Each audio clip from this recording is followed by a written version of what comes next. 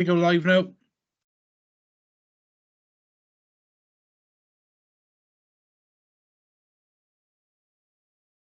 We'd like to.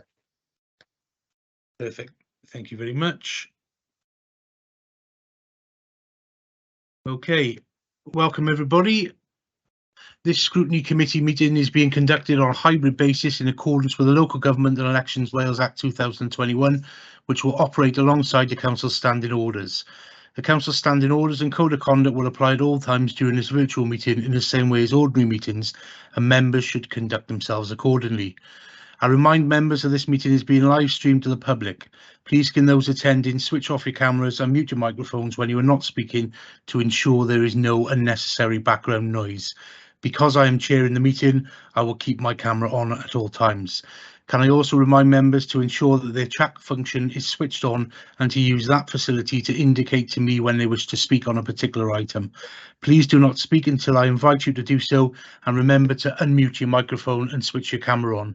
Could those in the room please indicate to me by raising their hand when they want to speak.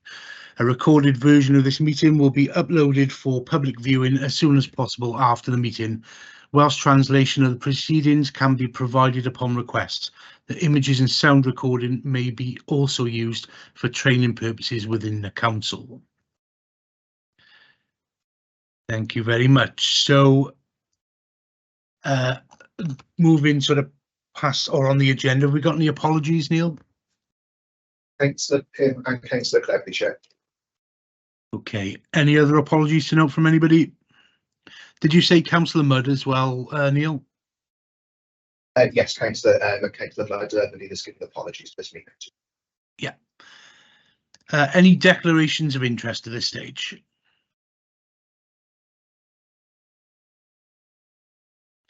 No declarations of interest. Okay. We will go straight into the service plan mid-year reviews then, please. So if the sorry, can I just mention, I think there will be a few coming up perhaps later on in one of the later sections, because some of the projects mentioned are in individual wards. Do you want us to make declarations for all of those, or can we do a general one saying that ward areas will be included in some of the discussions later on? We can do that. Okay. It just seems easier than remembering to. Okay, thank you. Yeah, I'm happy, Councillor Thomas, with sort of a general note on that. And if there is a point where a member feels that their declaration of interest is sort of means that they should refrain from taking part, then just indicate to me at that time. That's fine. If that's okay, then we will move straight on to the service plan mid-year reviews. And because we have flipped them on the head, the finance mid-year review is going to be first for us. So if officers and if there's a cabinet member at all accompanying, please step forward.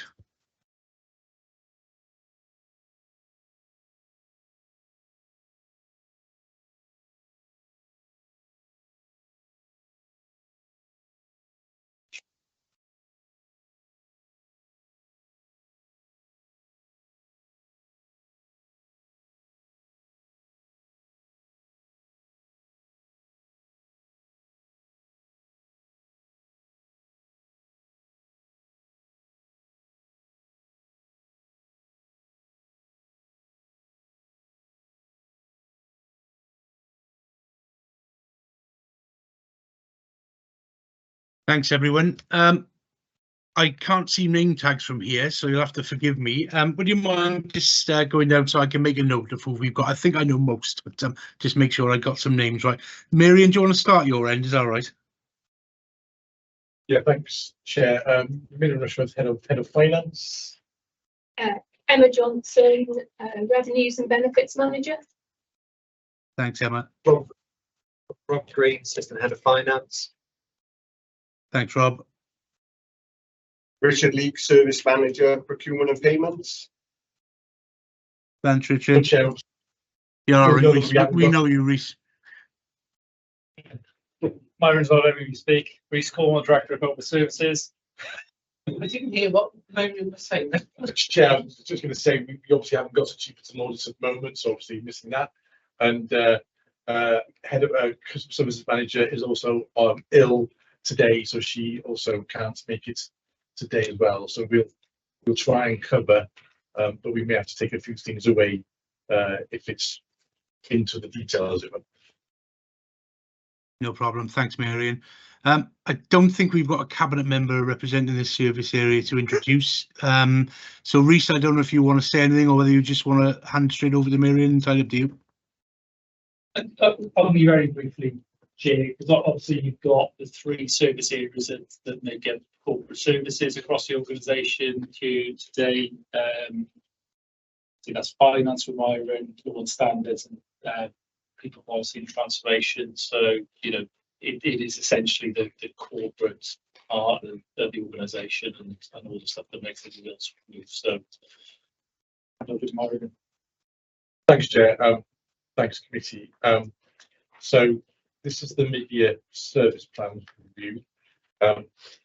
In the summary there at the beginning, just a number of things to maybe highlight at this point. The first half of the year, couple of challenging issues. One is the internal audit team.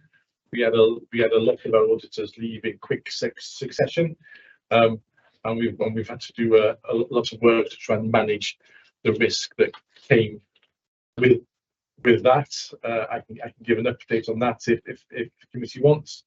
And then obviously we've got a number of projects, let's say kind of IT related projects, be they a new finance system, be they visualization of various processes, etc., across the service area, a lot of it in the revenues benefits area.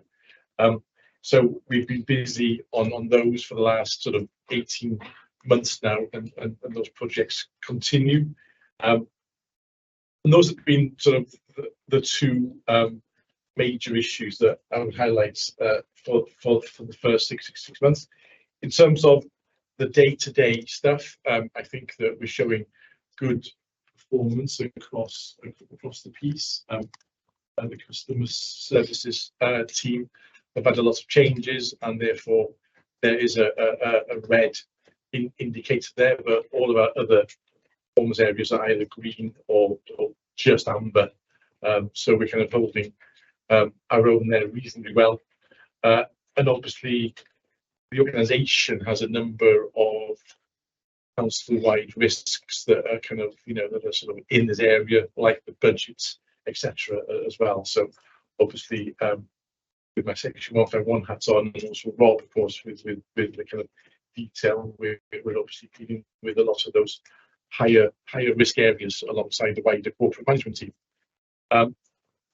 As we go into the last half of this year now, it is really about finishing off a number of those IT related projects, like the finance system, and getting the revs and bends projects in and kind of working, and to try and stabilize the internal audit department with a longer term solution there as well, and to maintain the performance that we've got so far, and make sure that we end the year still mainly in the greens. That's it from me, Chair. Thank you. Yeah, great. Thanks, Marion. Okay, so over to questions really from members. Marion's obviously invited to give an update on a few points. So yeah, Councillor Reynolds. Thank you, Chair. I've got a number of questions, so I'll email it you, Myron, for now, if you don't mind. But do you want me to ask all the questions in one go, or and then you farm them out? You better not, so those I'll forget what they are. Fair enough.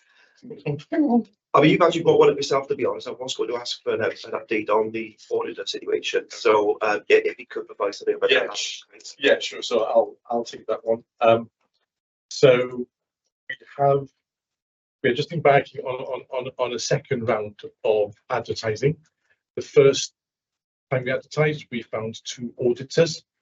We didn't recruit an audit manager or principal auditors, but we did get the we did get 2 auditors recruited, and they've now started. So that was helpful, albeit they are the more junior roles, and we would have liked to have maybe got some of the more medium level experience roles to fill, but we didn't get the applicants. So we moved forward there, but we're now advertising again for those kind of principal auditor grades.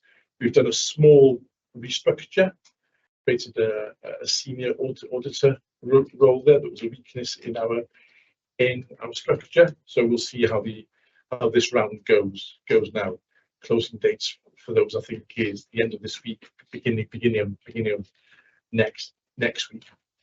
In the meantime, we've got Swap Southwest Audit Partnerships, who are fulfilling most of our audit plan this year. Obviously, it won't be all of it, but certainly they are doing 14 individual audit assurance jobs for us, and those which they're confident of being finished by the end of January, alongside what the team did also finish themselves before June, before a lot of them were leaving, should mean that we've got a reasonable coverage of audit opinion jobs done this year. So it won't be as much as we've had in the past, but not that much less actually. So I'm reasonably confident that we've got a good level of coverage for the audit plan by using Swap. And then obviously for the longer term, we are looking at a partnership, a bigger team in a wider partnership in going forward, and that work is progressing at the moment. There's no decisions on that yet, but it is progressing at this point, and we're certainly hoping to get that solution in place by April. That's the plan. So it's currently a corporate risk in the corporate risk register. It was escalated onto there. I think knowing what we do now, I think that we can probably reduce that risk score now. So I think that the mitigation that we've put in place has reduced that initial risk score when it was escalated. So it's not been easy, but I think that we've done all that we can, and it seems to have worked reasonably well. Right, thanks. Can I just ask one more quick question, Chair? That's sorry, Chair. Of course, yeah. I wanted to ask a little bit more about the self-service functions. That I know there's a big drive to increase those. And in particular, there's the Newport app and the My Council services on page 21 of the actually I'm saying page 21. It's 21 of my document. Yeah. It's page.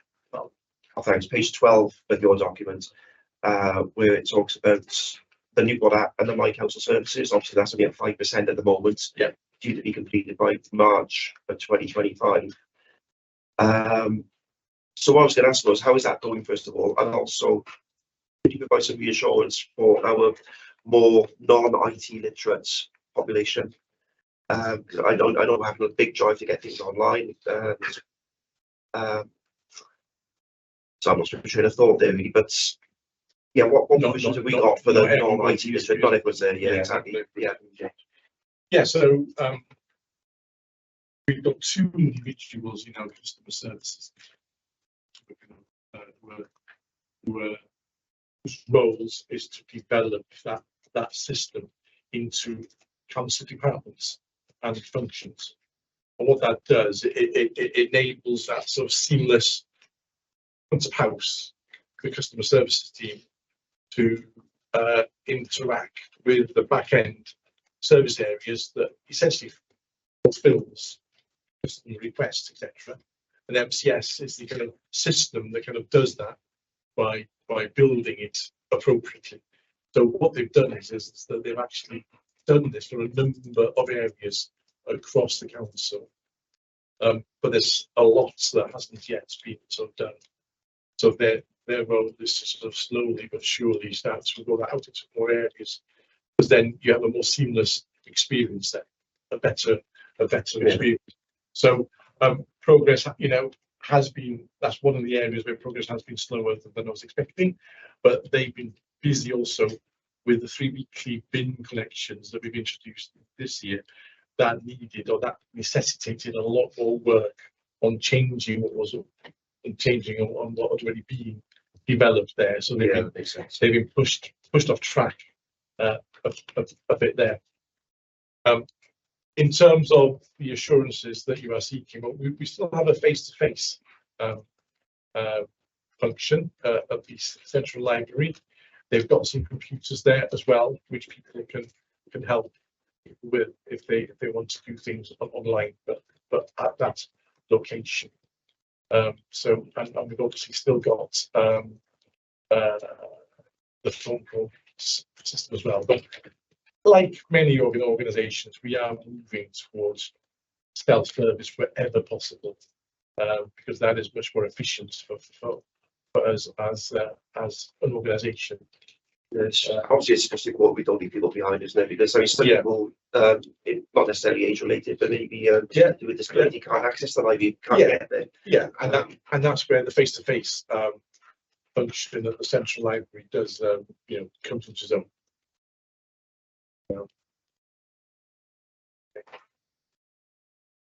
Councillor Reeks. Thank you, Chair.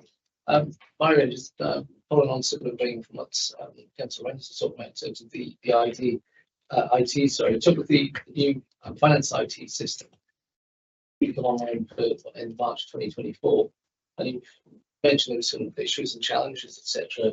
With it. So, are you confident that these are going to get resolved? We've got sort of 5 months now performance or less. A lot of training to do. We got focus, and you're saying obviously got significant pressures as you go into 2024 as it is.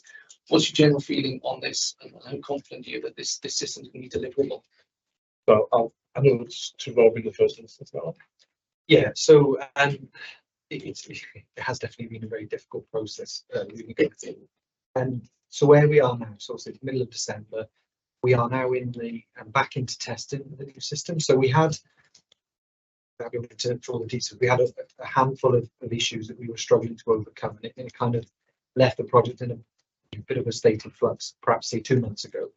So we took the decision to take a bit longer, defer the go live date until April, which is all done, in order to just focus on these handful of issues, try and get those resolved, and then we could get back into sort of a kind of a clean phase of testing. So from here on in, so we're testing now until approximately the end of January. And then the intention is to roll out training over the following 2 months in readiness for an April go live. So 2 months may sound like a lot for training, may not sound like much at all. I suppose timing wise, you don't want to train people too early, because then by the time the system goes live, they just need to retrain again. So the focus of the actual delivery of training will be March, as we run up to the end of the financial year, then the go live of April. So I'm more confident now than I would have been, say, 2 months ago. But there is still a lot of work to do, and part of the testing phase that we're in is to ensure that the system works. Inevitably, we will encounter issues. That is part and parcel of testing. Obviously, what we hope is that we've already identified and dealt with the big issues. You'll never go live with a system that's working 100% as you want it to, but as long as it does what you need it to do, and any small issues can be worked around in an adequate way, then that's what we're aiming for. So yeah, I'm not going to say until it's live, I'm not going to commit to that, because it would be typical that then something would happen. But yeah, we are a lot more confident with April than perhaps we would have been a couple of months. Mentioning the follow up from that report where they say that the work has gone to create reports and dashboards, etc., and you're hoping to have that by the end of a particular quarter. I'm assuming that's by the end of December, is it? Yeah, so the majority of work on the reports and dashboards is now done. There's probably just in the one module really there's still a handful to be done, and then the only reason that's not happening is because we're relying on a tiny bit of configuration to be corrected in the background to enable the right data to be pulled through. But yeah, probably about 80% of the reports are done, and I would hope by the end of December, if not slightly into early January, they would all be ready, and then they can be tested in that period. Okay. Councillor Thomas. Thank you, Chair. Just to return, Marion, my concern, I hear what you're saying, but my concerns are that it won't be efficient to this council if any of the vulnerable citizens are unable to cope without being able to contact the council at the right time for them. You know, they're most likely to be the most expensive, the most costly of any of our citizens. So just to bear this in mind, you know, because I do have considerable worries, whereas I absolutely see the need and actually the potential efficiency of going over to online services. You know, we still have so many people in this area who just aren't able to cope with it. Just going to the question back to the auditors again. I don't, until I actually was on the audit committee some years ago, it was completely the dark arts to me, auditing. I had absolutely no insight into it whatsoever. It could have been alchemy or greater evil. But can you assure me, or no, can you just explain to me, or not explain, but just assure me, do auditors have a role in following up or facilitating the improvements which would come following a poor audit report? So yes, they do, is the short answer. Can you manage that, or how can you staffing levels? So the audit team has had cuts over the years. You know, it is a small team now. That doesn't mean that they don't get round and do the appropriate level of work. The longer term solution to a more regional kind of service is more about resilience in the sort of team. But in terms of the team of resources that we do have, when any audit has got a poor results, then it automatically results in a further audit. It does ping back again. It pings back into the governance and audit committee. And then also once a year, they also get in touch with all managers of the audits that they've done to ascertain that they've implemented the recommendations. So they may not audit that, they take the word, but they ask the question, they get the answer, and they kind of note those just to make sure that these recommendations are being implemented. Right, because I mean, I'm sure, I know I've made this point before, and I'm sure you've heard me before, but I just see this audit department after realising the wonderful work they do. This is actually has a department of the council function, which can save us money, a huge amount of money potentially.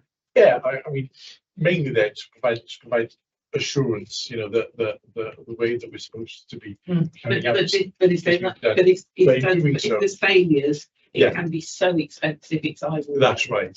Thank you. Yeah. Chair, I just got another point, which it might be. Sure. We've talked, obviously I just raised in the first bit this business about the online services and their availability. Do we know if there's been an increase in rate at which citizens are coming over and persuaded to use the website? Do we collect data on the increase in numbers of people facilitating access to the council through that means? So I haven't got the data with me, and obviously the customer service manager who might be able to that isn't here, but I'm happy to take that question. Yeah, could we get a written one? I mean, we are. Oh, okay. Resident Ben's though, because we've got some data. So yeah, I haven't got the full picture, no, Councillor Thomas, but just in my area, which is, as you know, revenues and benefits, we went live back in February, end of February, March last year, just before the bill was issued, with our online services, where people can look up some of their, everyday transactions, when their next payment is, how much do they owe, and as part of that, then we rolled out a online, just looking for some figures now, an online change of address form. So majority of people who are moving from A to B or moving into the borough, into the city, don't really need to fill a form in. They can now do it online. And since we've rolled that out, we've had a massive increase in the number of residents opt-in to use that. So I can just give you that now. If you with me, but I, you know, in about 2 or 3 months. So It's an easy one, isn't it, for people to pick up the news? We're now in, you know, we've now had a very significant. I have got it here, but we are sort of up in the thousands now. Right. People who have opted to do that online. Right. And what it means is that, as I say, for the average person moving from A to B, or simply moving in, or simply moving out to the city, they can do it online, and it comes into my team and as a partially completed piece of work. So it saves somebody having to make everything. Yeah, with an increase in citizens in Newport of 9%, I mean, certainly that's going to represent a saving to us, isn't it? Yeah, a greater efficiency. I mean, we know from past experience and consulting on various things with residents that there is you know, an acceptance and a willingness to engage digitally on these transactional matters, and there definitely is a will out there to do it. But I mean, I take your points though. The question that it doesn't suit absolutely everybody, but for those people that can, they actually want to, and that's their preference as well. So you know, facilitating that absolutely does suit those people who are kind of willing and also able. As I said to you, we've got the customer contact centre for those that, you know. Yeah. That Thank you. Yeah, I mean, it's great having the new facilities in the city centre, but it's still, we won't be able to find a perfect solution, but it's still, you know, there isn't parking close by for people with disabilities or this sort of thing. You know, there's a bit of a walk there, whichever direction you're coming from. And I do realise we will never be able to get it 100% for everybody. Thank you. That's okay. Councillor Riggs. Thank you, Chair. Yeah, just coming back, Marion, on the issue there of the customer contact centre and customers transacting digitally. Saying in one part of the report that there's new software you're trying to kind of roll out, but that's you have problems with the capital portal, with the servers, and it's saying the work is due to complete before the end of November 2023, but it might be pushed back to the first quarter of 2024. Where are you at with this at the moment then? It's given the push towards doing everything digitally. That is part of revenues and benefits. So we have, as I say, got the portal up and running. Earlier this year, we moved to a digital change of address form, and I've now got the figures for that. We've had over 2,000 people using the change of address form digitally. Okay, so that replaces emails. They can still go in or fill in a paper form if that's their choice. The next phase of that rollout is allowing people to manage their payments online. So, for example, at the moment, a lot of my staff's time and also customer service staff time is spent helping customers negotiate payment plans. So maybe they've had a reminder notice, maybe they've got into arrears, perhaps they are being chased for arrears. Those customers at the moment would either need to email in, or they would need to go in for a face-to-face meeting, or they would ring up, all of which are time consuming because a lot of the information is fact finding. You know, what do you owe, how much do you earn, what are your finances? There's a lot of negotiation. So the next stage of our digital rollout is to allow customers to be able to do the majority of that, if not all of it, online for themselves, should they wish to do so. The server problems you mentioned there were to do with the online revenues and benefits service. It's slightly separate, but it is separate to the main council's website, but it's a direct link to it because it's the seams. And the server that sits on needed to be upgraded, which required our partners at SRS and Capita, who are our software providers, to work together to get that done. Now that was taking longer than it should have done. Fortunately, it's outside of our control. We were at their mercy to arrange those dates. And it was scheduled for the end of November. It actually took place last week. So that is now visa, and that's been tested, that's been signed off. So the servers are now fully up to speed.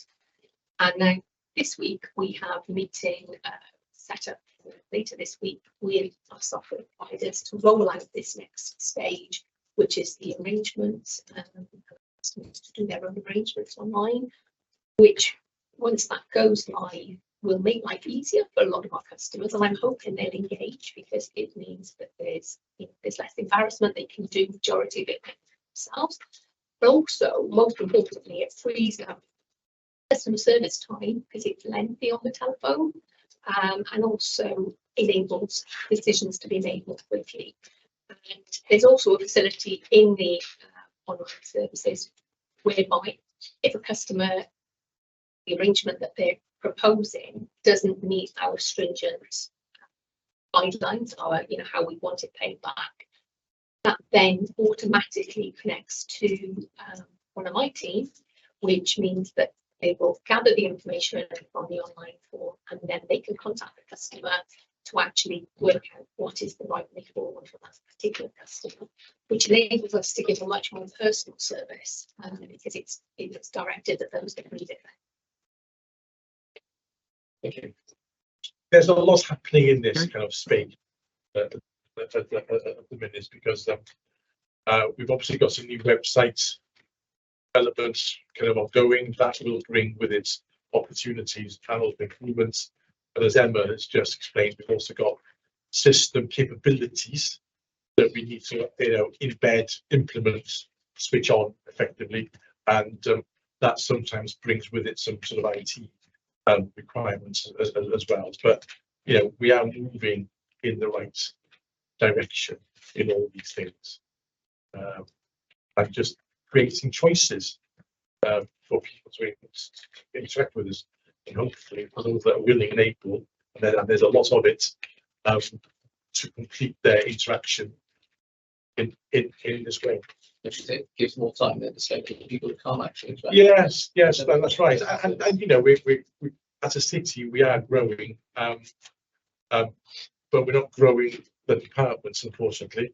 Therefore, we need to do this in order for the same number of people in the council to be able to deal with that growing numbers that we've got by being more efficient in doing what we are doing. That's the way the world, unfortunately. Smarter, not harder. Yeah, well, yes. Okay, Councillor Harris.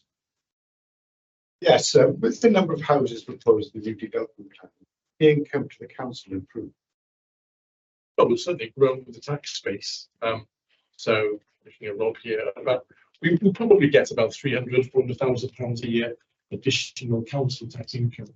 So my kind of memory of our budget in the last few years, the tax base has created that sort of additional funding each year.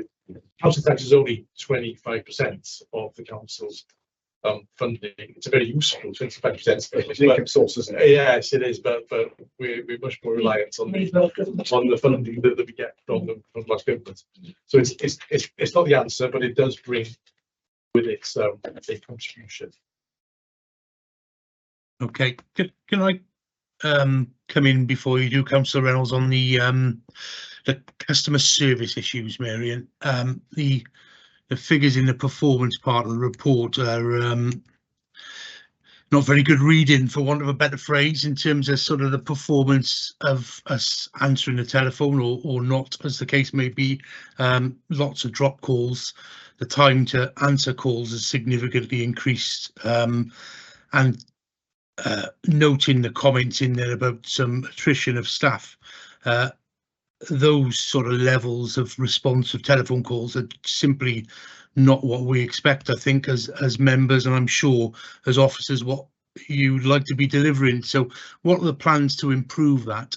Is the contact centre, if that's what we're calling it these days, still the right approach? I mean, we'll have hundreds of employees based at home that, we've got a call centre fielding calls for those people could be drafted in and taking calls themselves. If we sort of, you know, took a different approach and had a press 1 to speak to so-and-so, press 2 to speak to so-and-so approach, or gave out more direct numbers for people that are on the ground. So noting the difficulties to recruit to those types of roles, are we looking at a wider review of how we deliver services so we can provide better services to customers than what we're currently doing? Yeah, thanks, Chair. So we are actually undertaking a review of the council's approach to customer services now. So we appointed some external resources to help us with this. They started about 3 or 4 weeks ago now, and their work will culminate in a report to the council towards the end of March, early April next year. So at the moment, they're in the kind of fact-finding phase. So they've got a lot of data as to what's going on. They've been speaking with staff. They are speaking with customers. They will be speaking with members. We need to organise that, but that's going to happen. So we're just at that stage now, and actually that will highlight, I think, a number of interesting issues.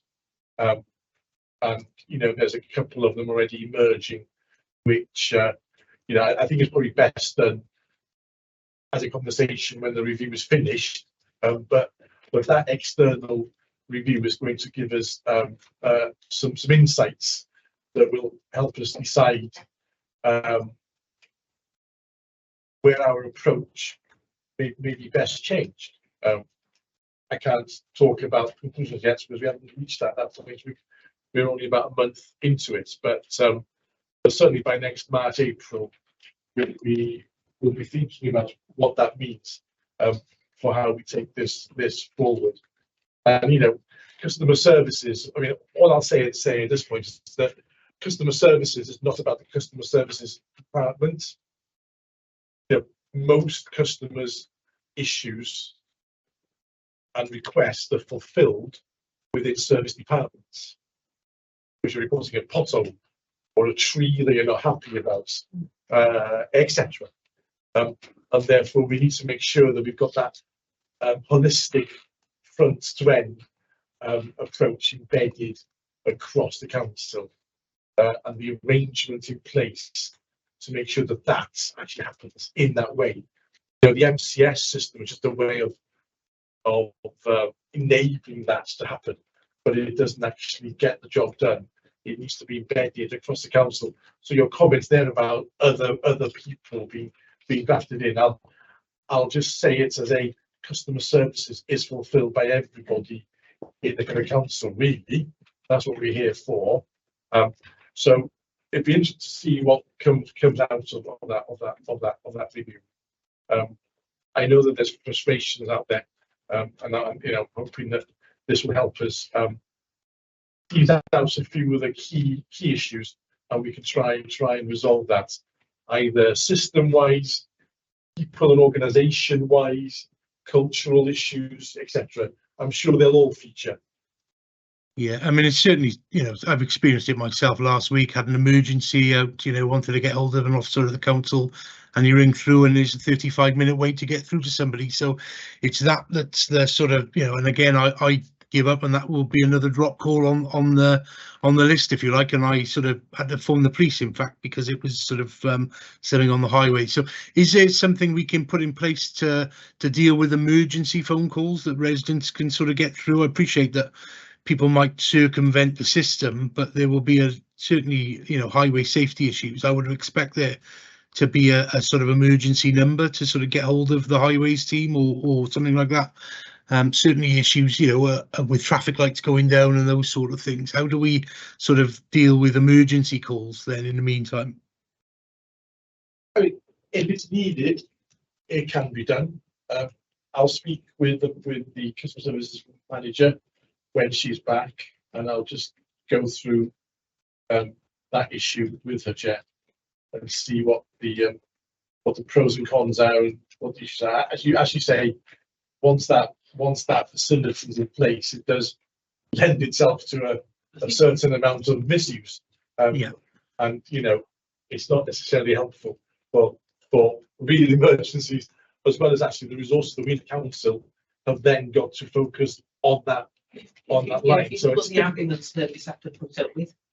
yes, exactly. There's a interpretation of the emergency. Yeah, yes, that's right. That's right. It's Reece, difficult. did you want to comment on that? Yeah, just to say this for the public as well. So if they, if there is something on the highway and you feel it's an emergency, the best thing to do is to phone the police, because they will link it with our civil contingencies arrangements, and they will get at highways out of hours regardless of what time of day and night there is, 365 days of the year. So there's a process in place, not necessarily through our customer services team. If you phone outside of hours, that goes through any emergencies, go through the CCTV there as well. Yeah. Okay. Councillor Reynolds, did you want to come in before I did? Sorry.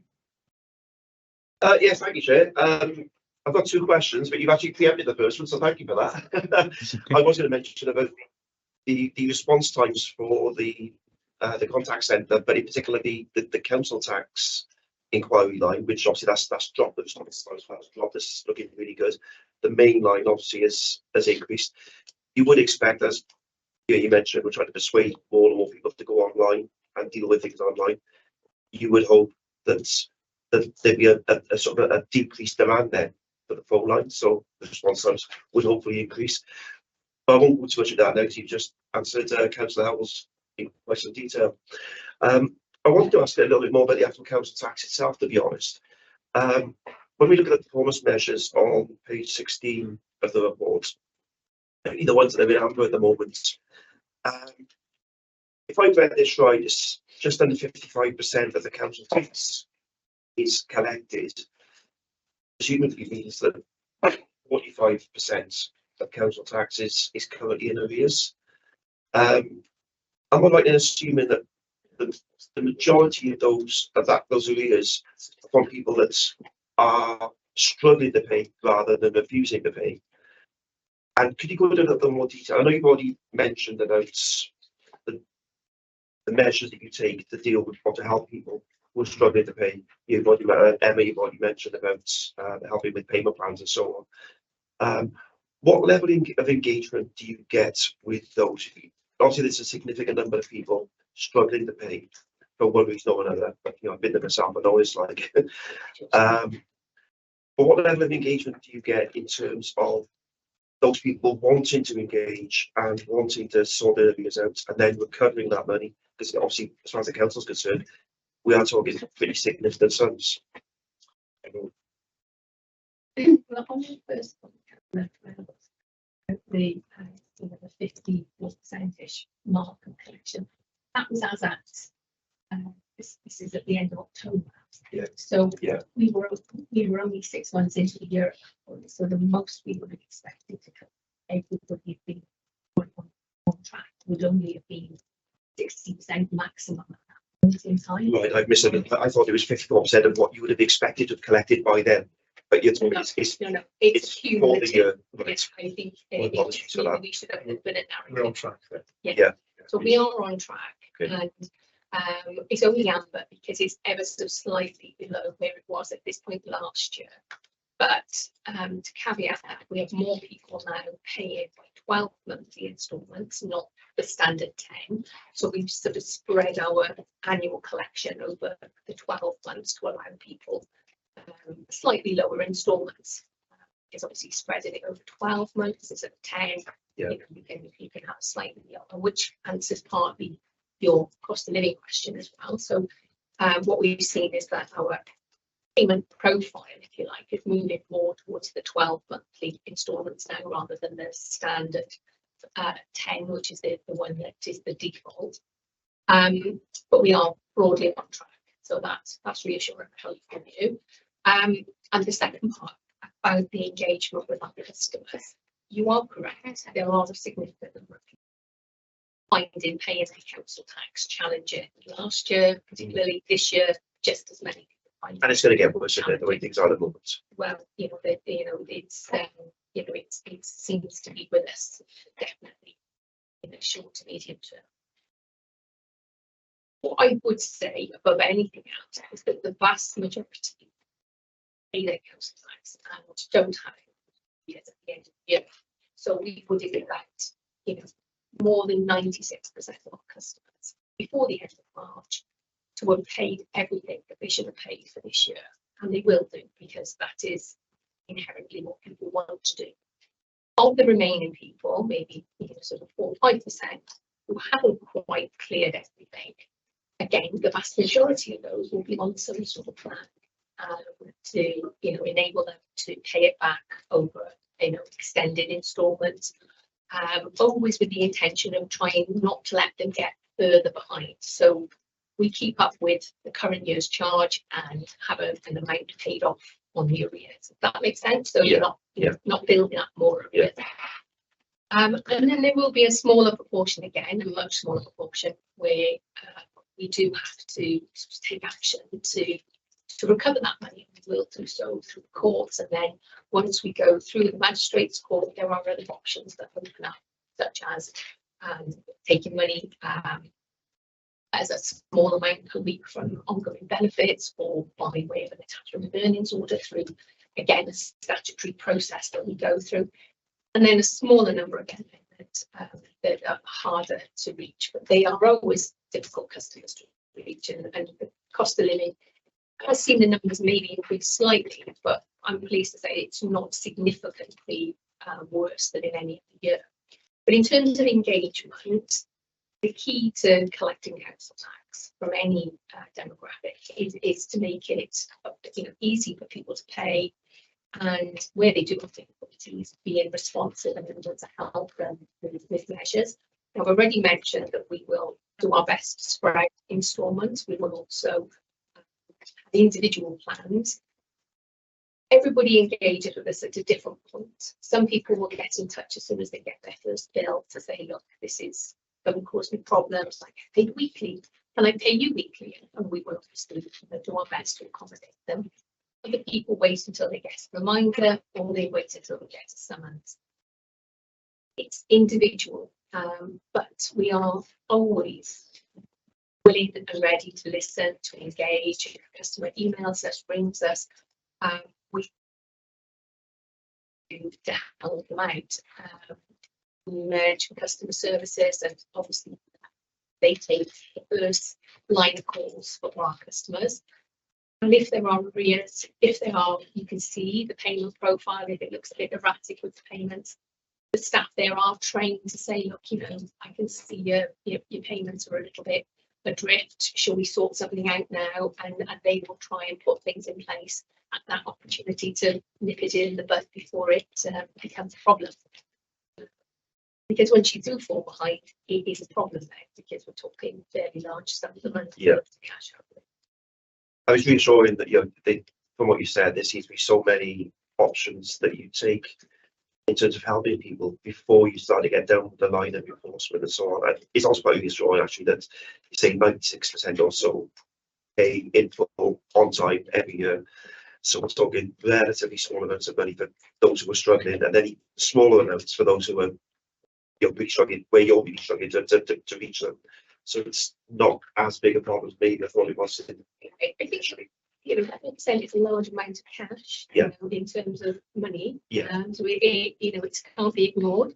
But over time, you know, though that 4% goes down to, you know, in the very high 90s, 98, 99%, you know, when people have had the chance to catch up with their payments.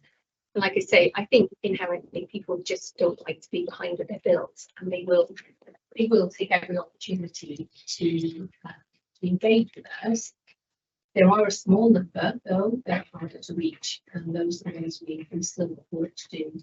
And like I say, we are opening up the online arrangement manager, which I'm hoping some people will pick up that, you know, more people will. Thanks, Jim. Okay, Councillor Horton was next, please. I do have 2 or 3 questions now.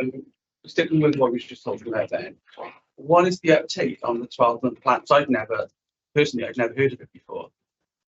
I can't give you a figure, I'm afraid, at the top of my head, because I don't know what percentage to pay over 12 months. Okay. But when a customer signs up for direct debit, we've had over 5,000 people this year sign up for direct debit at various points. One of the options, if they go on and do it online, is how would you like to pay? Choice of 10 or 12 instalments. Some time back, before the cost of living crisis, the Welsh Government encouraged all councils to make 12 monthly payments an option for all customers, and we've been doing it before, but you know, the other customers can do that. And so a customer has a choice when they sign up direct debit, they can pick 10 or 12 months and their payments are calculated accordingly. If they don't want to pay by direct debit, they can also pay by 12 months, but they need to get in touch with either by phone and ask, and it's done without any problem. Might it be prudent to run this as an exercise so that the general public know that it's something that they could do? I'm looking at you, Reece, really, it's your department. Because, like I said, I've been paying council tax since I was 18, but at no point in that time, other than when I obviously initially do it, do I go in and make any changes. So would it be a worthwhile exercise to make that offer? Again, equally, you've got people that look at it, that they got that 2-month window where they don't pay. People who don't pay the council tax, which is a little bit of a saving. So it's, I know it's 6 of one after than the other. But would it be worth running that exercise just to see whether it is something which is viable? So the option to do that is on the bill, or it's on the accompanying.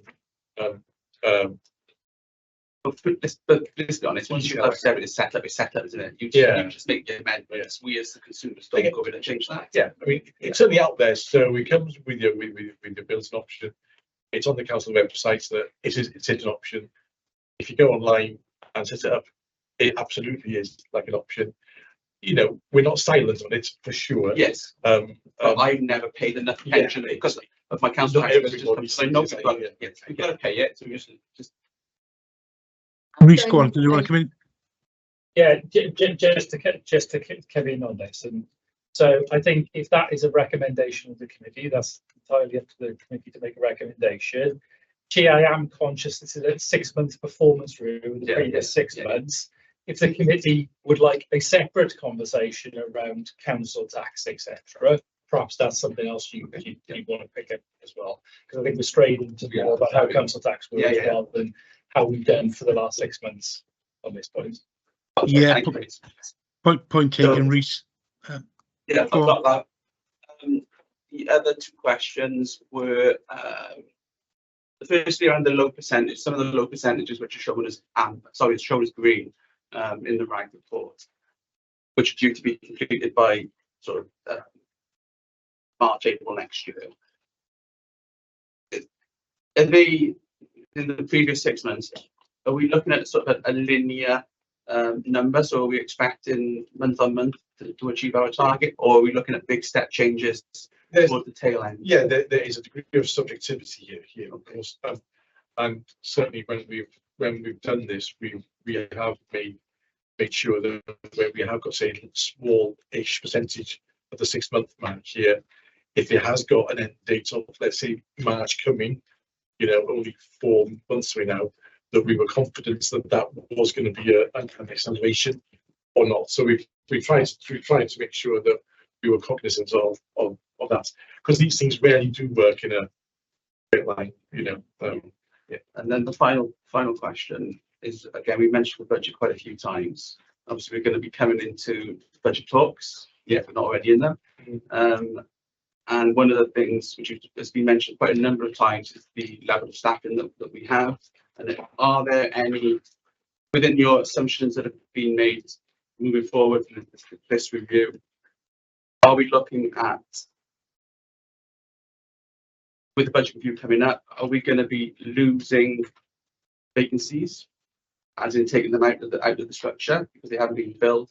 And will that, if that is to happen, have an impact on the ability to fulfil some of the activities which are in here due to be completed by the end of the financial? So I think, yeah, they're probably. My concern is that we're making a statement that, like you said, some of these things will be completed, and is that going to put pressure? So I think. Can I come in there, Marion?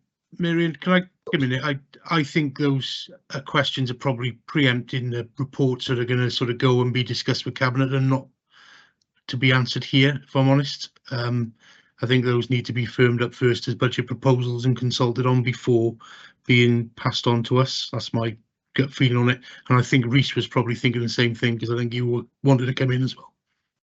But thanks, Jay. Just to say, obviously, this is the service plan for this current year. The resources in place for this current year, albeit with the recruitment issue we've had. If there's any saving proposals that could impact any of these, that will be taken into consideration, and that the service plans will be adjusted accordingly. You know, I think, I don't think I can really say much more than that at this point. Yeah, that's great. Thanks. Councillor Thomas. Oh, thank you. I just wanted to go back to the collection of council tax, basically. Am I right in thinking that the council tax scheme, which we have available to tenants who are struggling more, there's been I don't know how to phrase this really, it's been increasingly easy, I gather, to qualify for help with council tax as the percentage rose. I don't know which way around. I'm not quite sure how this works, but there is a scheme that can be accessed, isn't there? Are you referring to the PTRS scheme that replaced council tax benefits? Cheers, probably. Yeah. Do you want to explain it, Mark? Yeah, I wasn't going to explain it. I was going to sort of go back to Reece's point, really. That's probably not a mid-year service review point, and and not sort of looking at performance throughout the years. So I think there's lots of questions we've got on council tax, and we might want to think about our forward work programme and how we sort of explore council tax in detail rather than going into some of those points now, if I'm honest. Yeah, I only brought it up, Mark, because there was some concern about the number of residents who are falling behind, and I wanted to know whether people are taking that opportunity up. And I guess it's your area, isn't it? So you're probably aware of people taking that up. Yeah, go on, Reece. You wanted to come in on that. What I would say is the evidence presented before you in the mid-year service plan review does not suggest the significant. No, yeah, that's why I was trying to link it back to that. Yes, because I know Councillor Reynolds was quite horrified when he, by his interpretation of the figures. It's all right, John. And I wondered if that had made it, that was one of the factors which had made it perhaps easier to collect the council tax. So I think within your deliberations, Chair, I know you just mentioned that you might want to think in your forward work programme about how you look, if you want to have a specific look at council tax. Yeah, definitely. Okay. Councillor Reeks, I think, was next, and then Councillor Linton afterwards. Mine's been covered off, no, Chair. Okay, thanks. All right, Chair. Going back to looking at reference 5, page 22, regarding the back office integration with my council services. Just to show that there's red zero done as yet. We've got a target year of expected completion date 1st of March 2025. It's all been held up. There's nothing in there. Is that target still on track 2025? Because the note below it does indicate that there's a delay that is pushed back. There's nothing written on here, and they've already started some work on it, so should it come out of the red? Well, we'll take a look at that, Councillor, ready for the next updates to you at the end of the year. As I said earlier in the meeting, there's a couple of people that work in this area, and what I know, Kerry was here, she'd have much more detail than me, but what I do know is that they've been taking a lot longer than they envisaged on the 3 weekly bin collection changes, which means that they've been not getting to implementing MCS developments into new areas as fast as they would have liked to have done at this point. So yes, we may look at that again, and we may need to just change dates. But our service plan process, that's pretty much normal.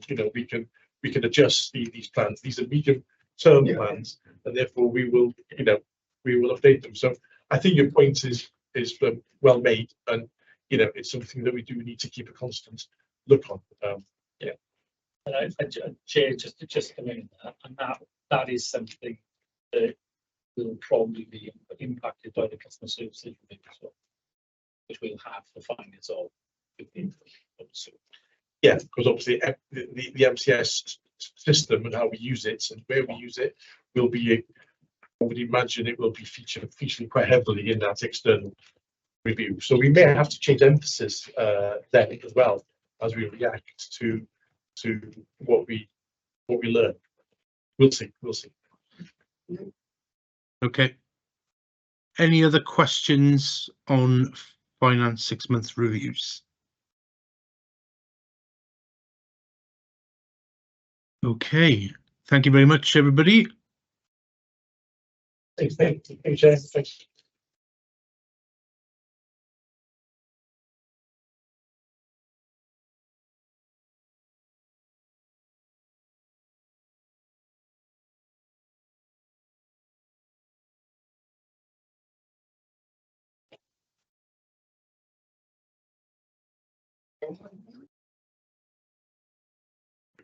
For the libraries.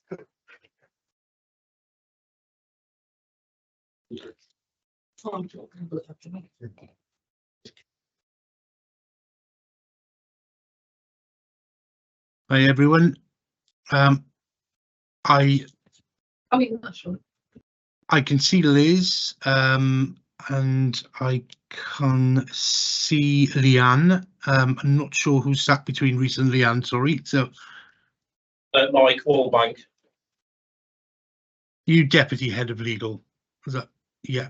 Assistant Head of Legal Services. That's it. Yeah, perfect. Thank you very much.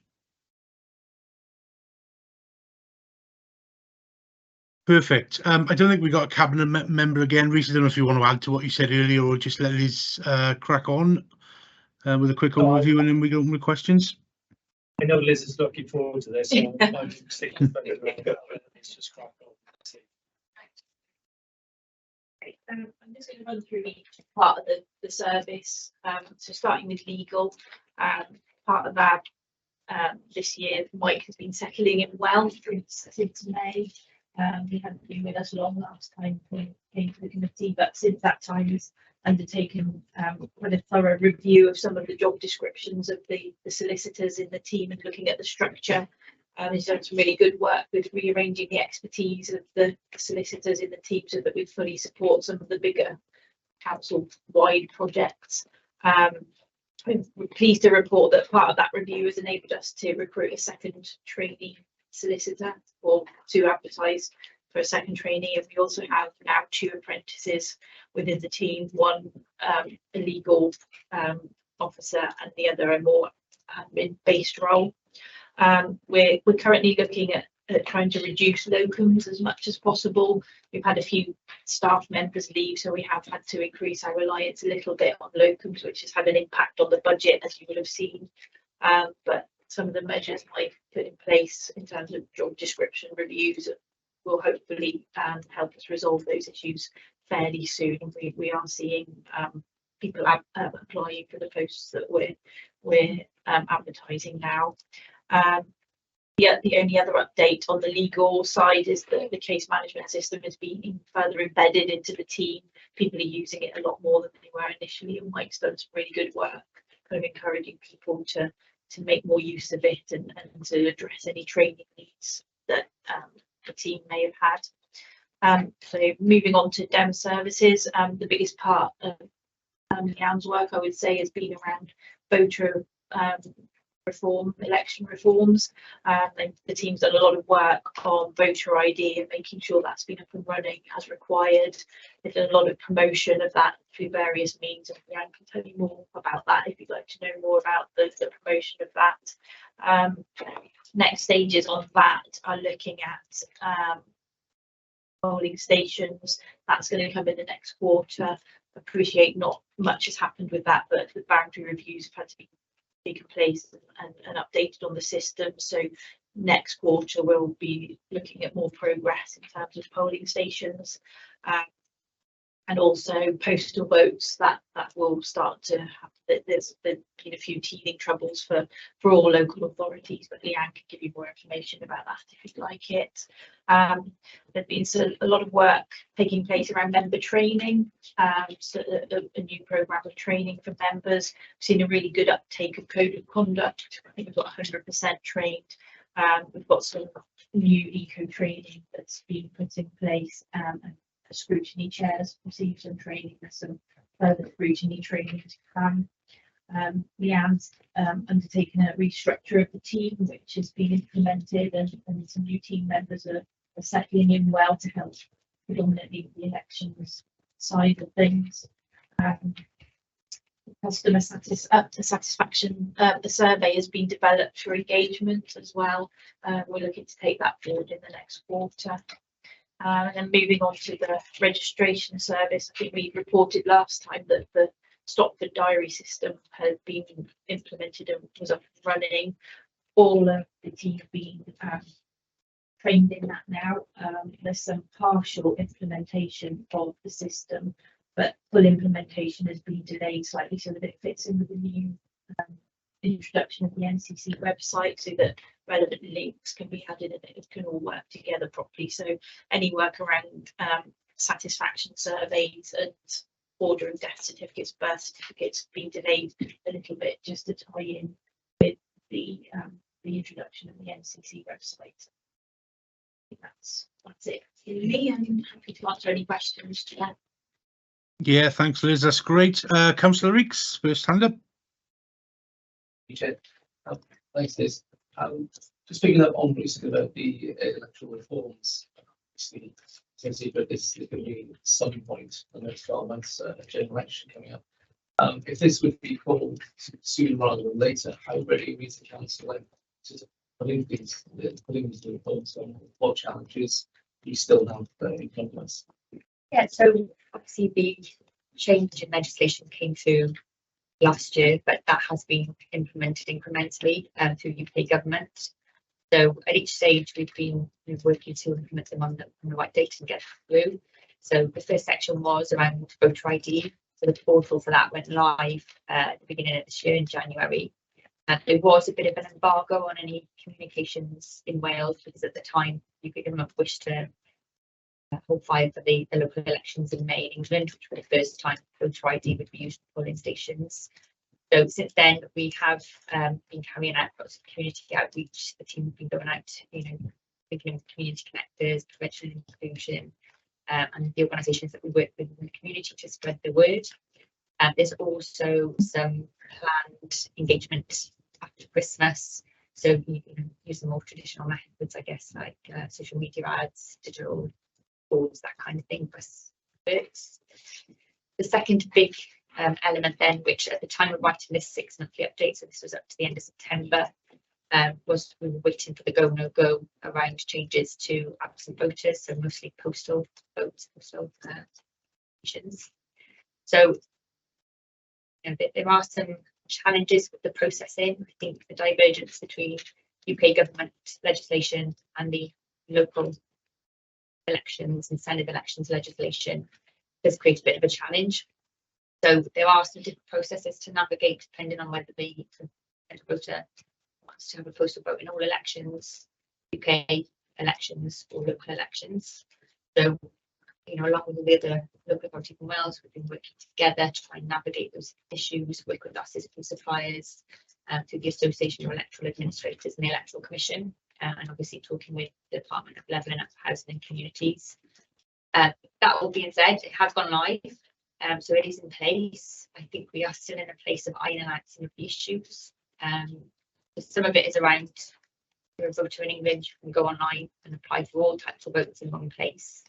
If you're a voter in Wales, you can apply for some votes online, but you have to apply for some votes on a paper form in Wales. So this has created a bit of an additional challenge for systems, but also for administrators, where we could process a big batch really quickly. Now it's probably about 6 minutes per application. So that's okay when you're not dealing with massive volumes, but obviously we know that peaks before any national election. All of our risk assessments are based on not worst case scenario, but you know, an election being called sooner rather than later. So we have got mitigation in place. As I say, part of it is working with our suppliers and with the authorities. We've also used some of the grant funding available to bring in extra staff in to make sure that we've got subject to expert for the long haul, and also to, you know, create some more space in terms of the team for processing those applications.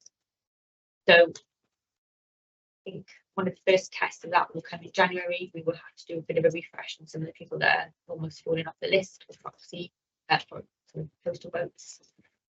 So it is a case of, you know, working through it piece by piece. We can only go with you know, the stages that are implemented as they're implemented, but also taking that risk-based management approach to it, thinking, okay, well, if the elections happen sooner rather than later, how are we going to facilitate that? I guess, you know, from a purely an administrative point of view, we are really hoping that there's not a combined election. So we know the police and crime commissioners is happening in May. From an administrative point of view, we really hope there's not going to be a combined election. And I think that viewpoint is being put quite strongly from all of our local authorities back to the department level and that helps in communities in terms of until we've embedded all these new processes that are evolving. Building that. If I'm right in saying that with the sort of the voter ID, whenever an election is called, someone has to go to the polls and then you have to take physical identification passport to show that that's who they are. How much extra time is that going to give to the officers there? And how would you factor that into the voting procedures? Yeah, so we have been lucky enough to be able to look at those England polls, albeit they were local elections, which is a bit different, whereas in Wales. What has been agreed is that there will be additional staff on board to manage that. So it's not just, you know, somebody turning up with their voter ID. It's also around new duties on us to capture some of the data around who was it, how many people were not able to vote, and what the reason for that was.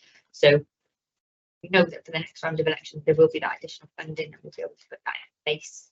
So that's what we're working at the moment, and making sure that we've got really good training for our, you know, got really experienced staff in polling stations, just making sure they feel supported through the process and they understand the new requirements, and having that peripatetic support on the day.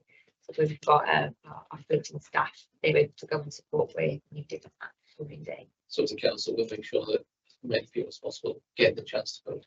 Yeah, absolutely, and this is what the promotional campaign is about. So there are some national campaigns that we felt it was really important to try and push the message locally.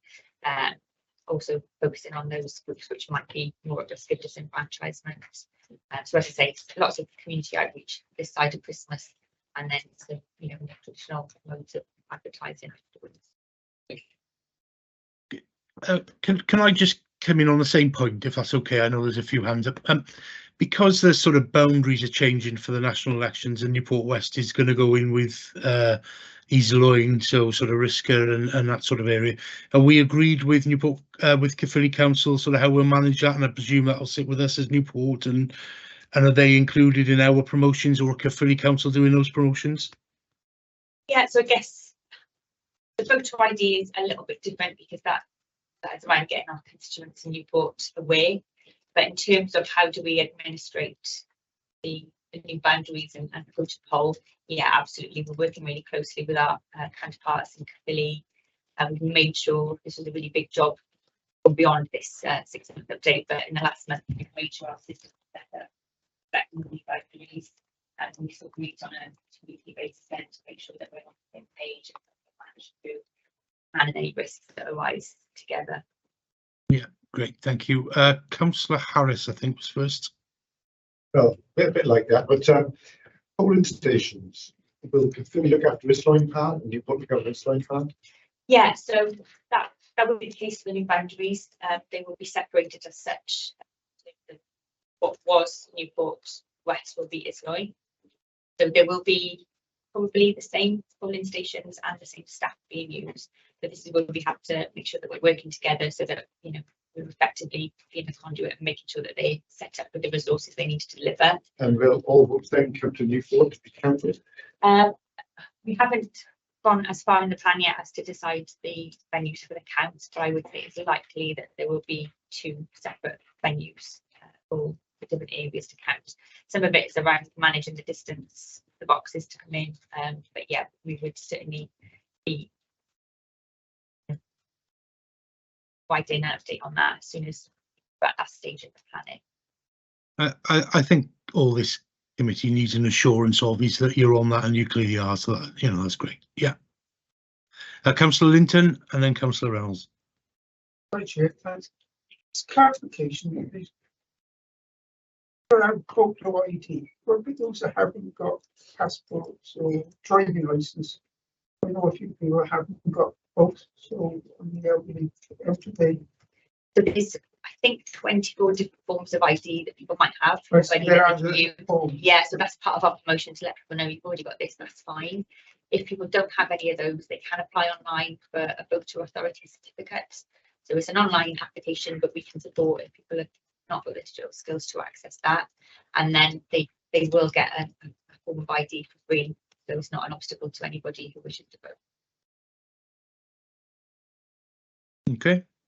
Councillor Sorry, Chair, Reynolds? Oh, I thought I saw you accept my indication I wanted to speak before Councillor Harris. Can you put sorry, me on- I didn't see you, Kate. Yeah, if you want to come in now and then Councillor Reynolds can go next, that's fine. Just a clarification, Leanne. Can I just check? Did you say you hoped the general election would not be called on the same day as the PCC? Yeah, I think that is a Wales-wide.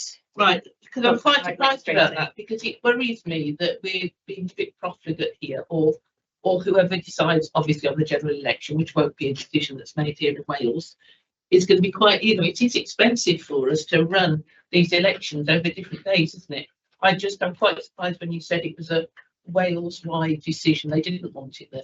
Yeah, so the challenges around the different processes that are almost running parallel now. So in terms of postal votes, there's lots of factors really where, you know, there's been lots of conversations in the department of levelling up housing and communities, and they are indicating that there won't be a combined election. But of course, as you say, well, my concerns are that we get the maximum number of people to use their vote, you know, so that people aren't given any reason to disengage. You know, I mean, Newport, I think we felt a lot of considerable shame in Newport.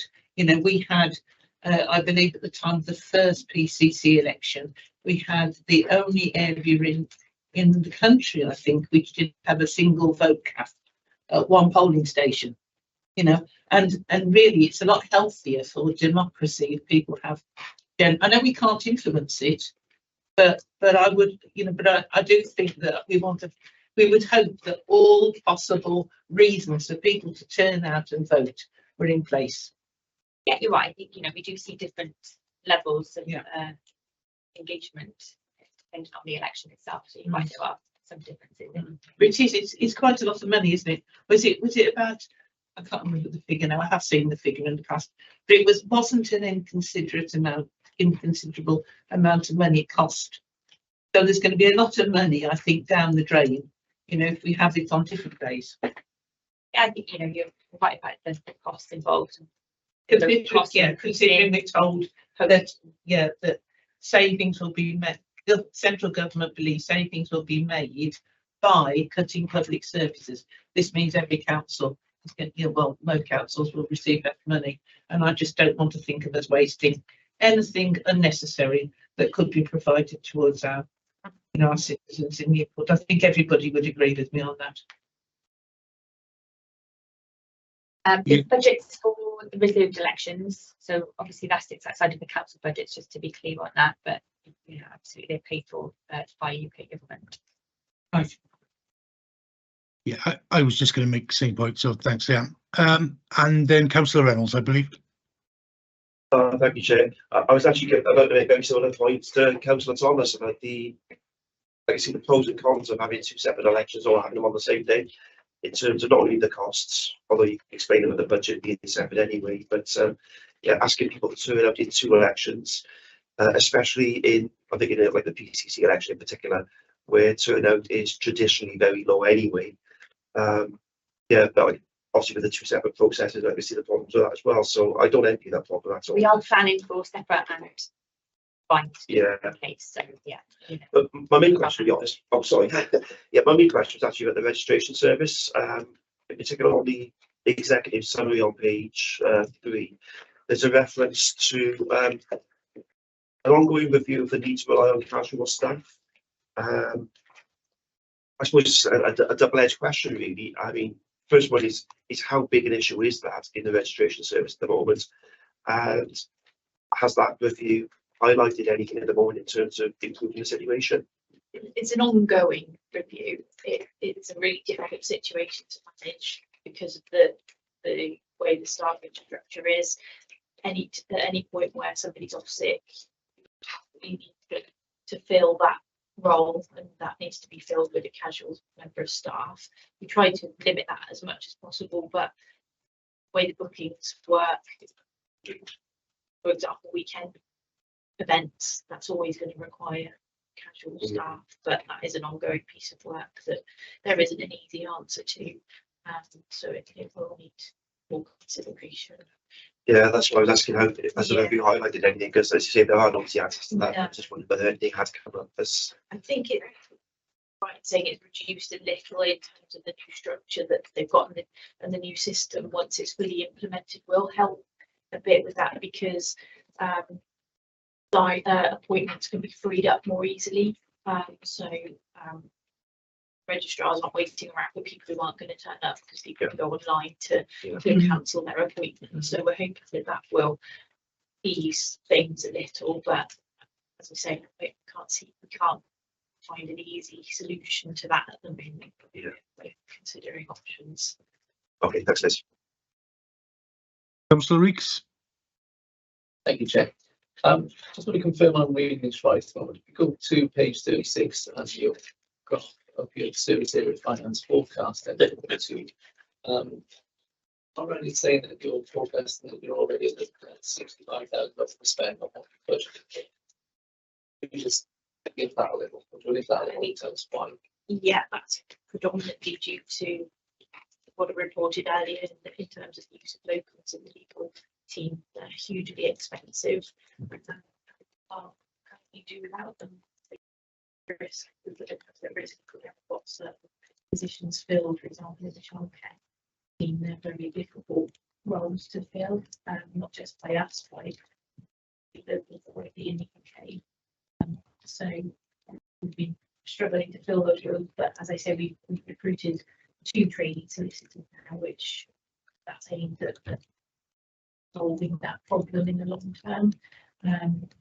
One of our trainees is already coming to the end of her time trainee, and we're hoping that we can certainly will open obviously for recruit, but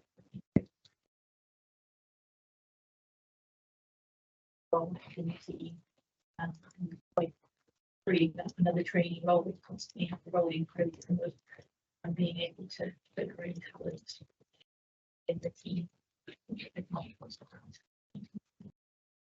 Yeah, I mean, I think what I would say is we have got a number of locums in at the moment, and we have got a couple more than we did have in the last quarter. That's largely owing to lapse sickness, which I don't really want to get into in a public forum in terms of the details of it, but we are sort of beholden to those unforeseen circumstances. It's quite difficult to recruit staff at the moment. It's even more difficult to recruit staff on a temporary basis. And sometimes these locums are our only option. What I would say is that, having said that, we do use them as a last resort. So in every case, we look at what we can do internally first in terms of redeploying people. If we didn't do that, then we look for locums. The other thing that I would say is that all of those locums are on fairly short deployments with us. None of them are tended to be with us on a long-term basis. And some of them are covering positions that actually we are out to advert for. We have had applications for. We'll be interviewing, we're hoping to interview 2 solicitors next week, so that will take some of the pressure off in terms of the locums that are covering that. So there is a plan in place in the medium term. I am confident in the medium term that a lot of that locum spend is going to go down as we see going to change. It's just a particularly difficult period at the moment. Do you think you achieve parity by the end of the year, or do you think you will be above budget? That will still be.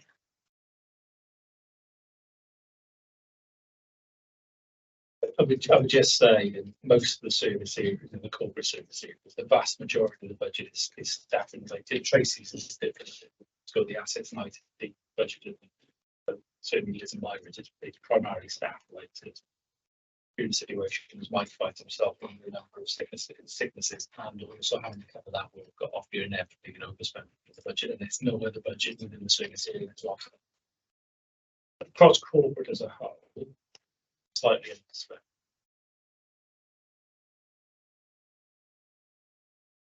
Okay. Any other questions for Liz and the team?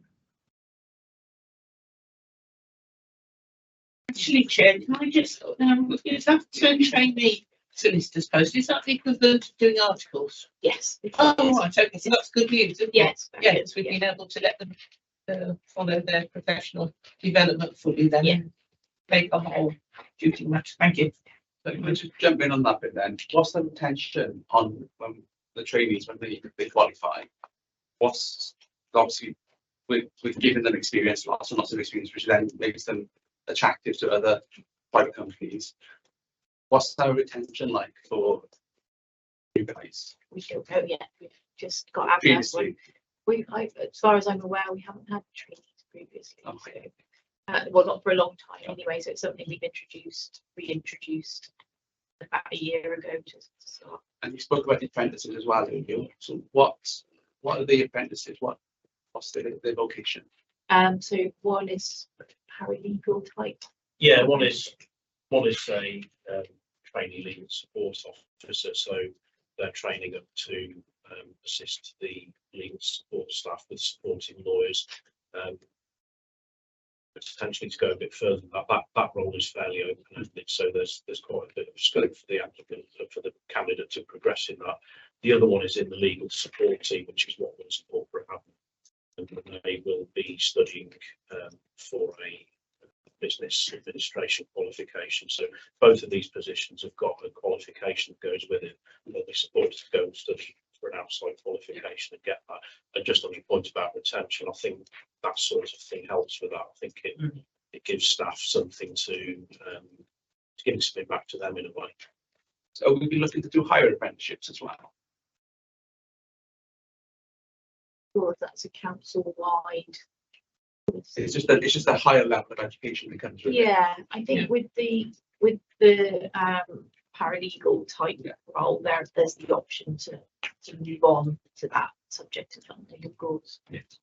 But I mean, that with that particular role, I believe the apprenticeship could go all the way to qualification eventually as a solicitor. It could do, yeah. I mean, there's a big change going on at the moment to the way in which solicitors are qualifying. At the moment, they do the university stage, and then they do 2 years on the job training, which is the training contract. Yeah, the one replaced articles. That's being phased out. So by 2032, I think people won't be able to do that anymore to qualify as a solicitor. They will have to do a solicitor apprenticeship. Now, they can do that as a school leaver, and it takes about 6 years, or they can get a big exemption from it if they've got a degree.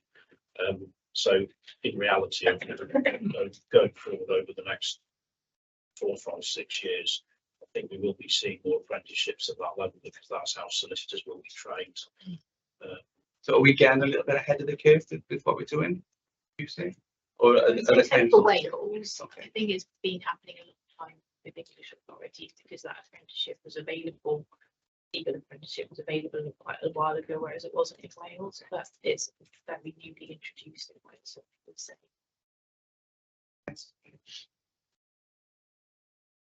Okay. Any further questions for Liz and the team? Perfect. Thank you very much for your time. Thanks, Liz, Leanne, and Mike.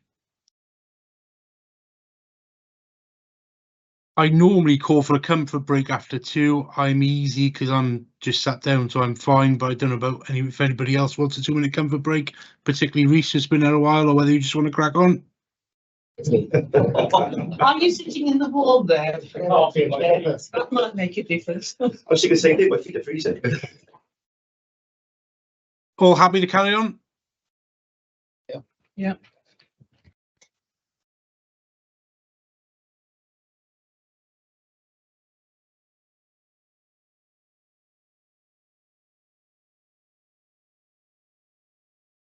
Afternoon, Chair.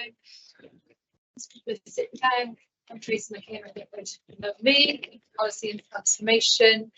We've got most of the team here today. Mark Blizzard, digital, Kevin Ells, HR, and Janice Dent, policy and partnerships, and two other areas we'll look over that between us. Okay. You want me to Thanks, give an Tracy. overview? Yeah, please. Thanks. So obviously you've got the report in front of you. You'll know that we're quite a diverse service, and we primarily support other services of the council to do their jobs. Actually, we pay people, we provide HR support. We've run a number of external relationships, such as the Norse JV for property and SRS for IT. We also provide all the digital and intelligence for the organisation, communications and so on. We do a lot of the annual reporting for the council, so you'll see that in my overview. We do something like 7 or 8 of the annual reports for the council, so quite big statutory roles, and we're after an scrutiny with those. We're really pleased this year to have progressed our digital strategy, and in this mid-year section we've actually done the first major report on that. Really positive developments with our partners, the SRS. A range of positive work within policy and partnerships, working on engagement with Newport Youth Council, people like the Gwent PSB partners and significant plans there, and also within trans area strategic comms.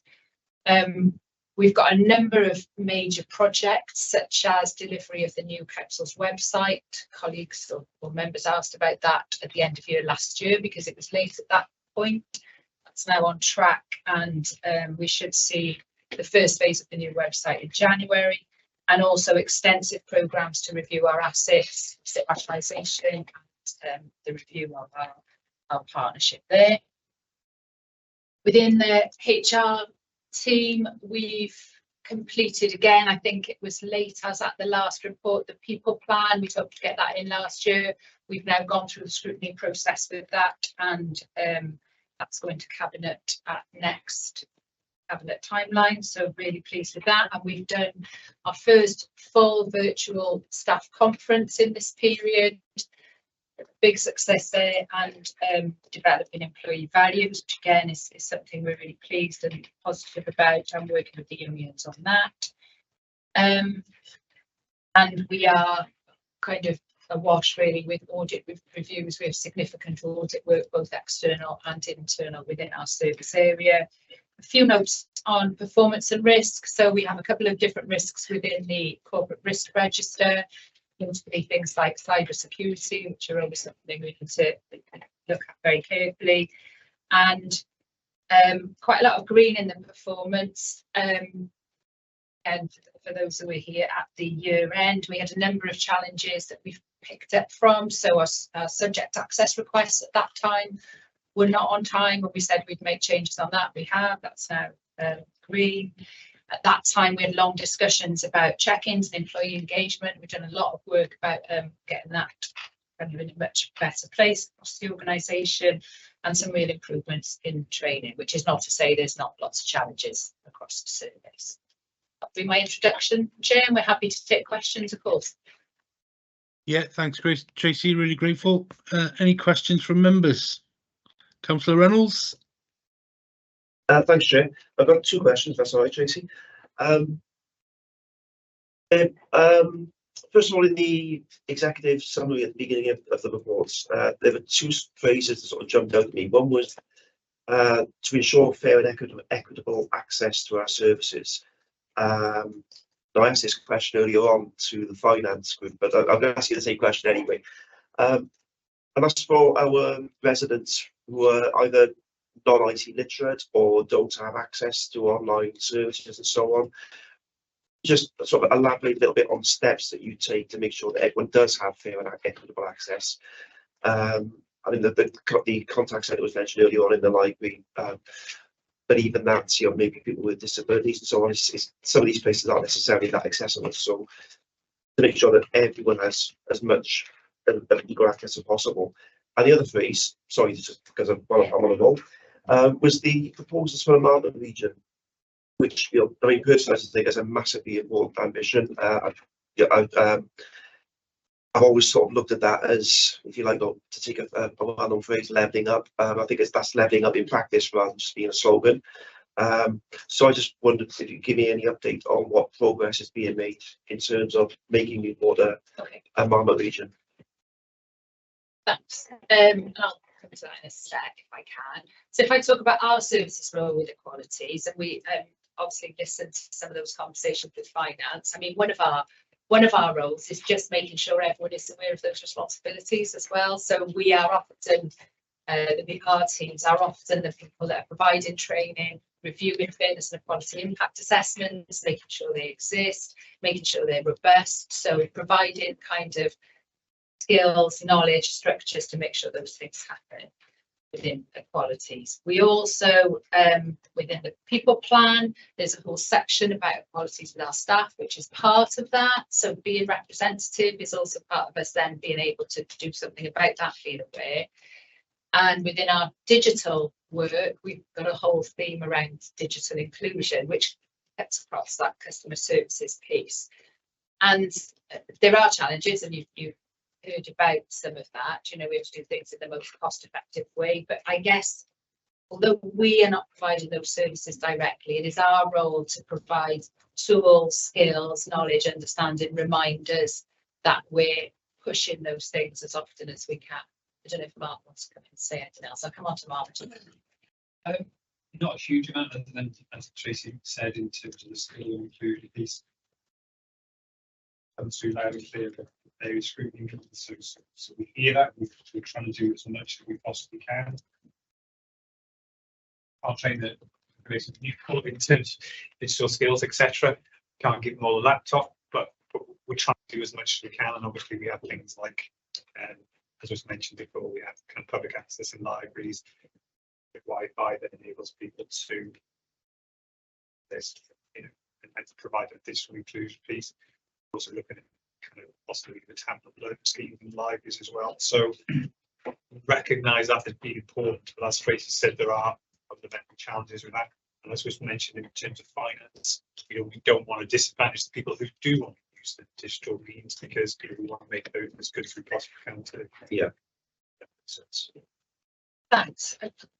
Can I move on to Marmot, or do you want to? Can I just ask a quick follow-up question? Yeah. Seeing as we're still talking about IT, because one of the things that was mentioned, I think it was in the executive's summary as well, actually, was the launch of the Computers Don't Bite courses, which obviously is going to help.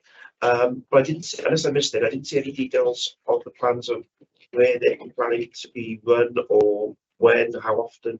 Have you got any ideas of that, or are these just proposals at this stage? They do run. I can't tell you the exact details of how often, etc.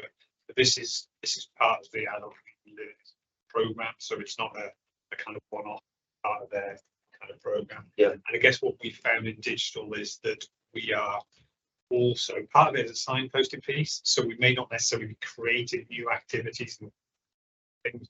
We may be in a process of having to signpost particular communities and groups to facilities that exist already. I'd like to do more, but there's quite a lot of out there already. Maybe we don't necessarily know about. Kind of to get some information so we can share that with people, so they kind of what the offer is. I think the council do, you know, I hear about things like that from council staff who are very good at getting these additional things across to being put out through partners. It does relate to Marmot actually, because there's intersectionality, isn't there, obviously, between poverty and access and all of these issues. Jan, do you want to cover the Marmot? Yeah, so lots of work being done in Marmot, and some of it's quite challenging reading, as you can imagine, the report that we've had. There was the official launch on the 31st of October, which was our Building a Fear of Went report run by the Marmot Institute. And it was the real focus of that day was about turning policy into action. So not just about talking about what are the problems, but actually what are we going to do? Yeah. So there was a real commitment within our room, all senior kind of members and officers to be able to come on it forward. So there is the next web PSB meeting is this week, and it very much sits under the Public Services Board on a regional level, and then how that kind of relates to us. So within Newport, we recently set up a anti-poverty group head by the Director of Social Services, Strategic Director of Social Services, and we're mapping those Marmot recommendations and indicators against some of the things in the service plans, but more importantly, looking at kind of, okay, we're doing that, but what are we not doing, or what do we need to tweak and do differently? So that work is ongoing at the moment, but it's very, I think it's very clear across Newport and the whole of Went the importance of it not just being a report, that actually we all want to work together to actually make those differences and have that impact and those outcomes that we're really looking for. That's actually promising. Thanks. Can I ask a question around some of the sickness absence? There isn't much in the ongoing report about it, just in the performance measures, and sickness absence appears, I think, to have dropped slightly, if I'm reading it correctly. At the end of the year review that we looked at around about July time, it was mentioned at that point that sort of sickness absence had risen, and there was a removal of triggers from the policy, which in the previous policy, and the new policy is sort of slightly different. There isn't sort of automatic triggers, and there was going to be some work undertaken, we were told, to sort of look at the effectiveness of that policy and how that's going. But I don't see that reflected in the plan at all. Is there an update on that, or is it just not included in the work programme? So I'm going to be open about the data. It's early in the year for us to say whether that is a positive upswing, but it does look promising right now, but we need to kind of get through the rest of the year. We talked at the year end and have since actually in lots of different sessions about, we've made changes to the policy that were really welcomed by unions, managers and staff. And I guess there aren't kind of those mandatory triggers in the same way, but all of the same opportunities are there to manage sickness. And so what we've needed to do is engage with people and make sure that they're really, managers are really aware of kind of their responsibilities and also what they can do to manage sickness. Kev, I don't know if you want to give some detail to that. Yeah, so as you say, the triggers were taken out of the policy, and some of that was helpful to manage, to say, right, stage 3, I have to do this. Stage 4, I have to do that. So we have, since the last meeting, we have met with a number of the service managers, the heads of service and directors, and gathered that feedback. And there is a report that is going to the exec board after Christmas now to bring forward some other suggestions, and that may include not triggers, but some sort of, we currently call an action review points. Actually, at 3 actions you should be undertaking these types of activities. We're still trying to keep that flexibility in the wellness and work policy that was put into it on purpose to have that adult conversation around someone's health in work and trying to manage that. But specifically around triggers, there is potentially an option that we go back to some sort of action review points. Doesn't result in sanctions, which triggers traditionally did. But it's more about, it's, if somebody's off so many days or so many times, then you probably need to be checking in more often. There's some other things around that we'd like to include, some more automation around the use of the iTrend system, and actually, you will be alerted when somebody triggers a stage, and actually the manager then should take action and take that forward. Alongside that, I mean, as Tracy said, the figure has gone down, although this is the period where sickness increases towards the end of the year, beginning of the new year. The team have heavily been out in service areas supporting absence, I would say, since the figure went up last year, and that has continued. We also in that period recruited to 2 vacancies in the team, which was a struggle to recruit to, which has enabled us to take some of that activity forward as well. So I think possibly by the next committee, you should see what it looks like maybe slightly after, because we have to consult with the trade unions and different things if we make changes to the policy. I think it's a fair point, Chair, that that's not all reflected in the plan update, which I've just noted. And the other thing to say is we feel that the management of sickness doesn't sit in isolation. So those check-ins and more robust employee engagement and kind of motivation and the people plan works for sickness is also part of all of that. Yeah, no, I'm grateful for that, Tricia. I do think it probably would be useful to sort of include in the report going forward. I raised it because I've had a couple of sort of specific examples in my role as governor at one of the schools, and I certainly fed back to the HR officer who was dealing with that probably some sort of things that ought to be helpful in the policy, and things sort of in the current policy seem to escalate really quickly without probably sufficient warnings for people. So I think those sort of guidelines and stuff that you've sort of said are coming will probably be quite welcome. So yeah, welcome. That's great to hear. Councillor Reynolds, I think, was first, and then Councillor Reeks. Thanks, Jay. It's only a quick comment, actually. It's just going back to what you were saying, Kevin, about some of the terminology that's used. And in a way, the terminology doesn't matter. There's whether it's called triggers or action points, or the most important thing is that those trigger points, although those points that you reach, then do trigger positive, constructive interventions rather than sanctions, which then usually exacerbates the problems that were there in the first place.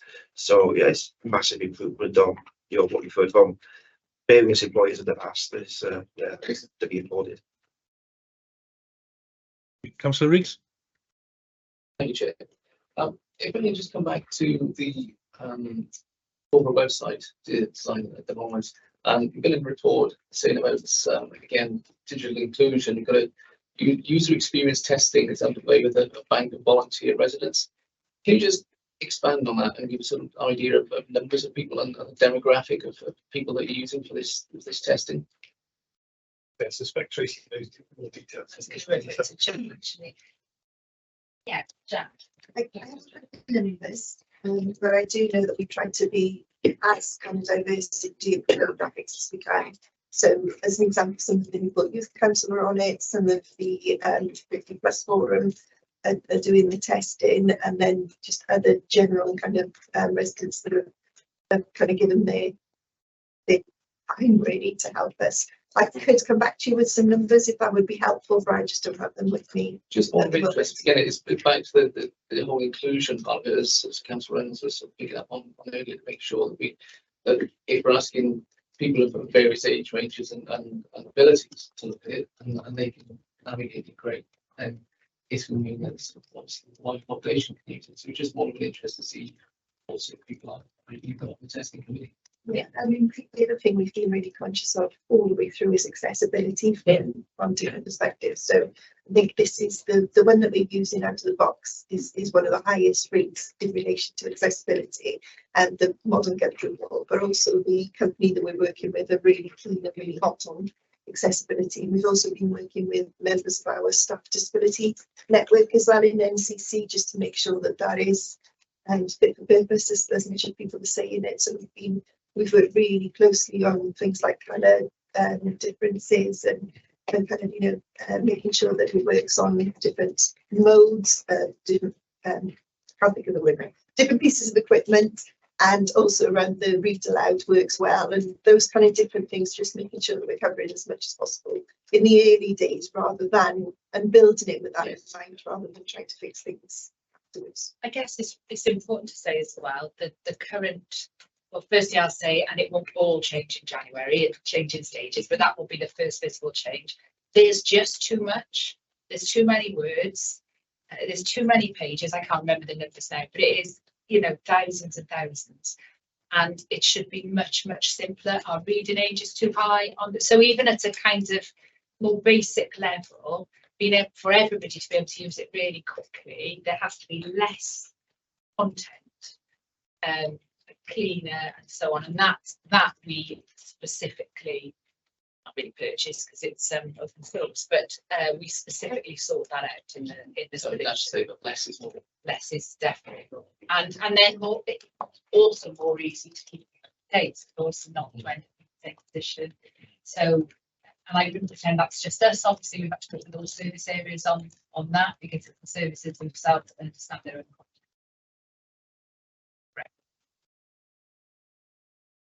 I just ask for clarity on something else as well, Chair.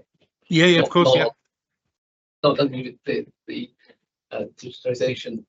Just going through the report on page 69, you talk of facilitate, coordinate, contribute to key partnerships for delivery and achievement of things. There's an answer you put to that, which appears then, that's point 1 on that page. You could the answer you put to that is then copied and pasted onto the same answer to point 4 on page 71. Is just is that an oversight? Should there be a different answer? Or have a quick look at that. I just want to, sorry, I'm just going to jump in. I only noticed that, you know, when you read things so many times and you become kind of a bit immune to it, and it's just before we came in, I noticed that again. So there is an oversight. So I'll just, it is different answers. So I'll work with the team to make sure that's changed. So sorry about that. They're both about Seeker Newport rather than one being about the wider. Yes, so there are 2 partnerships that sit side by side really, and one is Seeker Newport. We've all read it. I've missed that as well. So one is about community safety, which is one statutory partnership, and the other is about PSB and One Newport, which is set up by different legislation and different partnership for different. That's what it is. That was the trick you put into cast. That's sure we will. Thank you, Jeff. Any other questions for Tracy and team? Councillor Reynolds? Thanks, Chair. Just one more. It's on page, I'll say 19, and you scroll down. Yeah, page 19 of the page. I said number 7. It's the one to do with the living wage city. Similar comments, I suppose, to what I said earlier on about Newport becoming a marmot region. You know, becoming a living wage city is, especially in today's day and age with the cost of living crisis and so on. You know, it is absolutely vital. The thing that slightly confused me or concerns me a little bit is the deadline for completion is only 3 months away. And yet we seem to be at 20%. You know, I'm guessing this probably isn't a linear trail. It's probably going to spike up, I hope. But I just wanted somebody to just expand on that and explain how we are going to reach that target in the next 3 months. We're reaching the same thing because I got 31st of October 2025. No, 23. I picked there. 31st of March 2021, number 7. Oh yes. Yeah, 68 on the side. Page 19 in your document.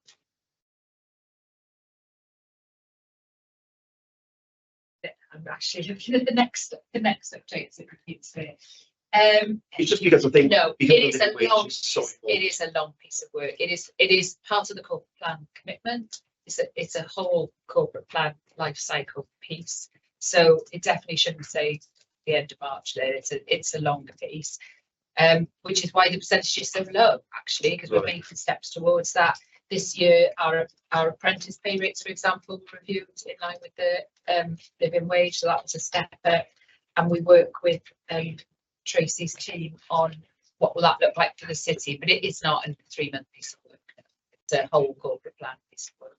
Right. Okay. I mean that makes a lot more sense. But yeah, I think in terms of the living wage city, obviously that cuts across some of the things we discussed earlier as well about people struggling to pay the council tax and various other issues as well.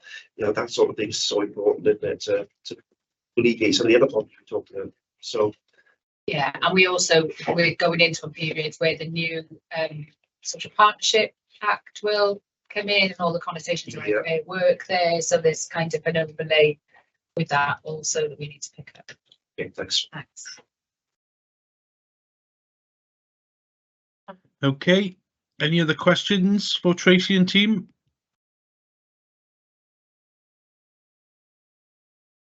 Councillor Reeks? Yeah, quick on this. Can you just explain a little bit more, please, about the new participatory budgeting program? What it is? Yeah, what it is. What is it all about? Okay, again, I'll start and I'll come in. So it's a concept not unique to Newport. You know, issues elsewhere in the country where A sum of money, very simply, a sum of money is identified, and that is distributed to communities by a steering group made up of communities, so kind of quite separate to the council, uniquely developed with a view to those groups becoming a group that adds more value, but adds more value than the funding allocated. So becomes a group that can sustain and continue their work. That's kind of the concept. We've done it a few times. We've done it in the last year. We did it originally with Police and Crime Commissioner funding, and more recently in partnership with PBUHB, and also the PSB is looking at it. So do you want to just cover the numbers of projects? Yeah, I think within that. The new one this year is SPF funding, so shared prosperity funding, and they've just met the first meeting with the steering group, and they're looking at dementia friendly cities as the kind of remit of this amount of money. But it's a smaller amount than we've dealt with over the years. But yeah, I think this is our fourth round of participatory budgeting now. So, but it's a little bit tighter because the shared prosperity. Yes, very much smaller. But what we were really conscious of is that it's, as you know, Councillor Thomas, we've really, in Newport, people have really embraced it, and community groups have really embraced it, and it was really important to us that we get that momentum and get that community buy-in. So even though it's a smaller amount of money, actually it still means that those groups are engaged and the work can continue. Is this money from within the council or from the central government? That's it's been different every time. So first year Home Office, thank you. The second 2 years it was, I think, 50-50 health and Newport City Council funding, and this year the 40 shared prosperity fund, but it can be used for any sort of funding with a different targeted approach. Really effective. We can send some information to the committee afterwards on that. Yeah, the number of community groups approached me for support about it, at least 4 last year. Yeah, really positive. And some groups created to do it, which is also great because then they stay as a group afterwards.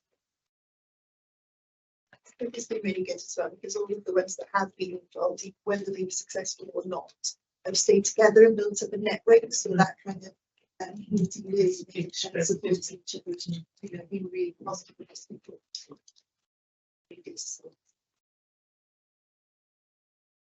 Okay, any more questions for Tracy and team?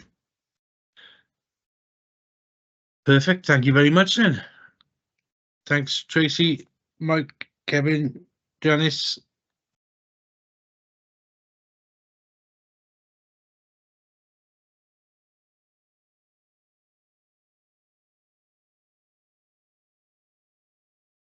Are we happy to carry straight on? Everybody happy to carry straight on?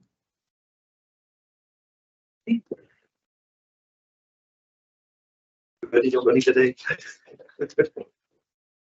Chair, could I declare an interest at this point, please? Of course, yeah. And the board member of the bid and a business owner in Newport City Centre. Yeah. Okay, I declare an interest as business owner. Yep.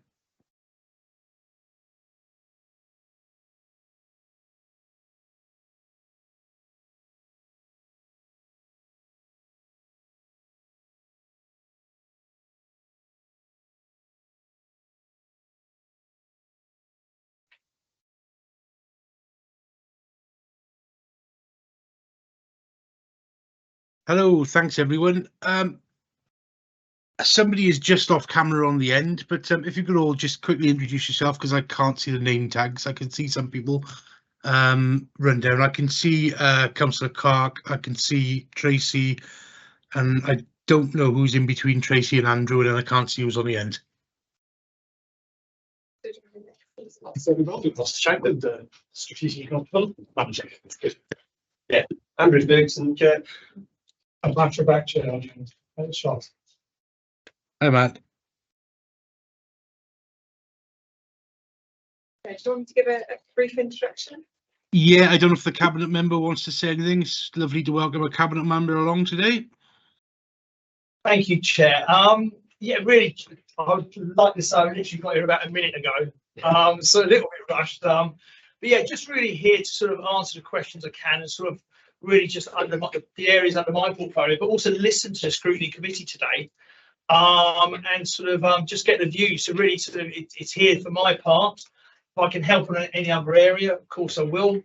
There's also just, you know, these meetings are hugely important, and you know, when I was part of scrutiny committees, you know, key questions which came out and the information sort of were absolutely key, and the knowledge. So really just here for that reason at the moment, Chair. But thank you for giving me the opportunity to speak. No probs. Thanks, Councillor Clark. And then Tracy, yeah, over to you, please. Thank you, Chair. So another busy year, sorry, 6 months rather in regeneration and economic development. Some particular highlights we can pick up through the report was the delivery of the Wales National Armed Forces Day in June. You know, an amazing event, brought lots and hundreds of thousands of people to the area. You know, nice to see good weather and lots of people spending money in Newport. Building control team, so they have won 2 regional awards for their involvement in the delivery of the Pobble project in Traverse Crescent, and also the redevelopment of the Newport indoor market, and they'll go through to the national finals then. I think it's January, yeah, in London. So halfway through the delivery period for the Shared Prosperity Fund, I know it's been mentioned by various areas, and it's been really good that we've been able to support some really good and interesting events such as the Newport Rising Festival, Black History Month, and also the Wales Tech Week, which took place in the Celtic Manor in the ICCW. The replacement local development plan is progressing well. We're currently out of consultation on the proposed strategy. The working skills team have continued to do their excellent support for young people and residents in need of you know, assistance in finding work and training opportunities. They held a really successful jobs fair back in May in the Newport market, which saw over 400 people engaging with over 37 employers. Always particularly proud. I've got a real soft spot for the work that the Youth Academy do in supporting some of our most vulnerable young people. And in the report that you've got, there is a link at the end to a video of sort of a testimony of one of the young people that has participated in the Youth Academy programme, and it's quite so humbling to see the difference that they do make for these young people. In terms of challenges for the service area, still waiting the publication of the new technical advice note 15 on flooding, and staff recruitment, as you've probably heard from all other service areas, is still a particular problem in planning and building control, and obviously that's put a strain on the teams in terms of dealing with increased work. However, Andrew was in particular with the planning and building control has been very creative, and we've taken on 3 year-out students this year from Cardiff University. Obviously, we're helping. The benefits of that is we're helping deliver our service and get that caseload going through. But also from, you know, the sort of the more strategic perspective, we're helping future generations of planning professionals, you know, understand what it's like to work in local government and the local planning department. So, you know, it's been a really positive experience all round. I think for the next 6 months, we're focusing on delivering some of the key strategies and projects that are included in the update, most notably the placemaking plan, the cultural strategy, and obviously starting work on the new National Wellbeing Centre. Yeah. Thanks, Tracy. Really useful update. Any questions for Tracy and team? No, I'm hearing. Councillor Reeks. Thank you, Chair. 2 questions, but covering the same thing. Sorry to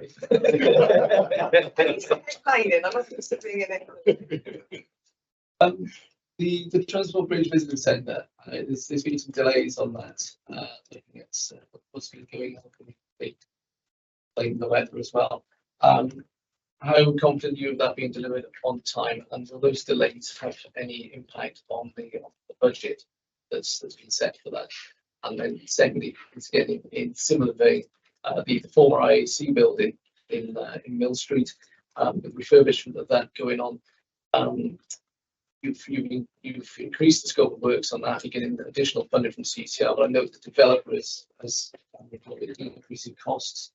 They're looking for more funding. So are we as a council going to be any sort of additional costs in that building as well? So Transporter Bridge, a really complex project, you can imagine, a listed building that spans the river. So delays are inevitable in a way. Obviously, we've tried to use the programme to deliver this on time, but because of the adverse weather and working at height over the water, it's just a problem. However, we've got a really good team around that and pushing forward in terms of programme and delivery. I'm really confident that we're going to be able to deliver it in terms of the timescale that's outlined in the report. But we do obviously review that weekly, monthly, quarterly, to make sure that we can deliver that on time. Budget is one of those things that's evolving as we're going along. Some of the parts of the bridge are better than we expected in terms of condition, some are worse. So in the minute, it's one of those cases that it's evening out as we're going along, and we're not going to have a sort of a true picture of budget until we've really completed it. But we're still within budget as we're going along. Can I come in on the same point, but in relation to the visitor centre rather than Transporter Bridge itself? Last time we were here for the end of year reviews in July, we were told by officers that the Transporter Bridge Visitor Centre would be open in November, and we laughed and joked about it several times. That's nowhere near happening. We're past November. So if that's a build contract, do we have LADs in the contract? Are we enforcing the contract in that way? Given we were sure 6 months ago that it was definitely going to be completed November, is the contractor on the hook for LADs, and what's the financial position to the council in terms of that? So I'll pick up on that one, Chair. The main reason for it is actually the bridge. Times as we progress with the business centre, they've had to stop work because of the oversailing that's gone on up above. And as we've updated the last meeting, that will adopt a completely different monitoring framework for making sure that the works are undertaken at height on the boom arm. We have to adopt a completely different mechanism to the tender documents. So at times the new monitoring system that's in play on the bridge, which uses an array of sensors, will instruct that all work has to stop on site. So that's one reason that impacts on the visitor centre as well. If there's a risk, particularly around weight, the scaffolding and the way that's distributed across the bridge, weather can impact it. If it's a hot day, as we've had through summer, that can see stresses to the bridge and deviations inside and things like that. All that plays into the visitor centre, because at times if there's any trigger on that alarm system, work on the visitor centre has to stop. So that hasn't played into the contract for the visitor centre in terms of additional costs to the council, because the complexity, as Tracy said, built into the contract programme, and there would be an understanding that they would have to work with Pwyllgor later with a bridge contractor to sort of work around these issues and mitigate them. But I'm pleased to say that the two teams contracted have both a very good working relationship on site. It does just reflect, as Tracy said, it's an enormously complex, a difficult project to deliver.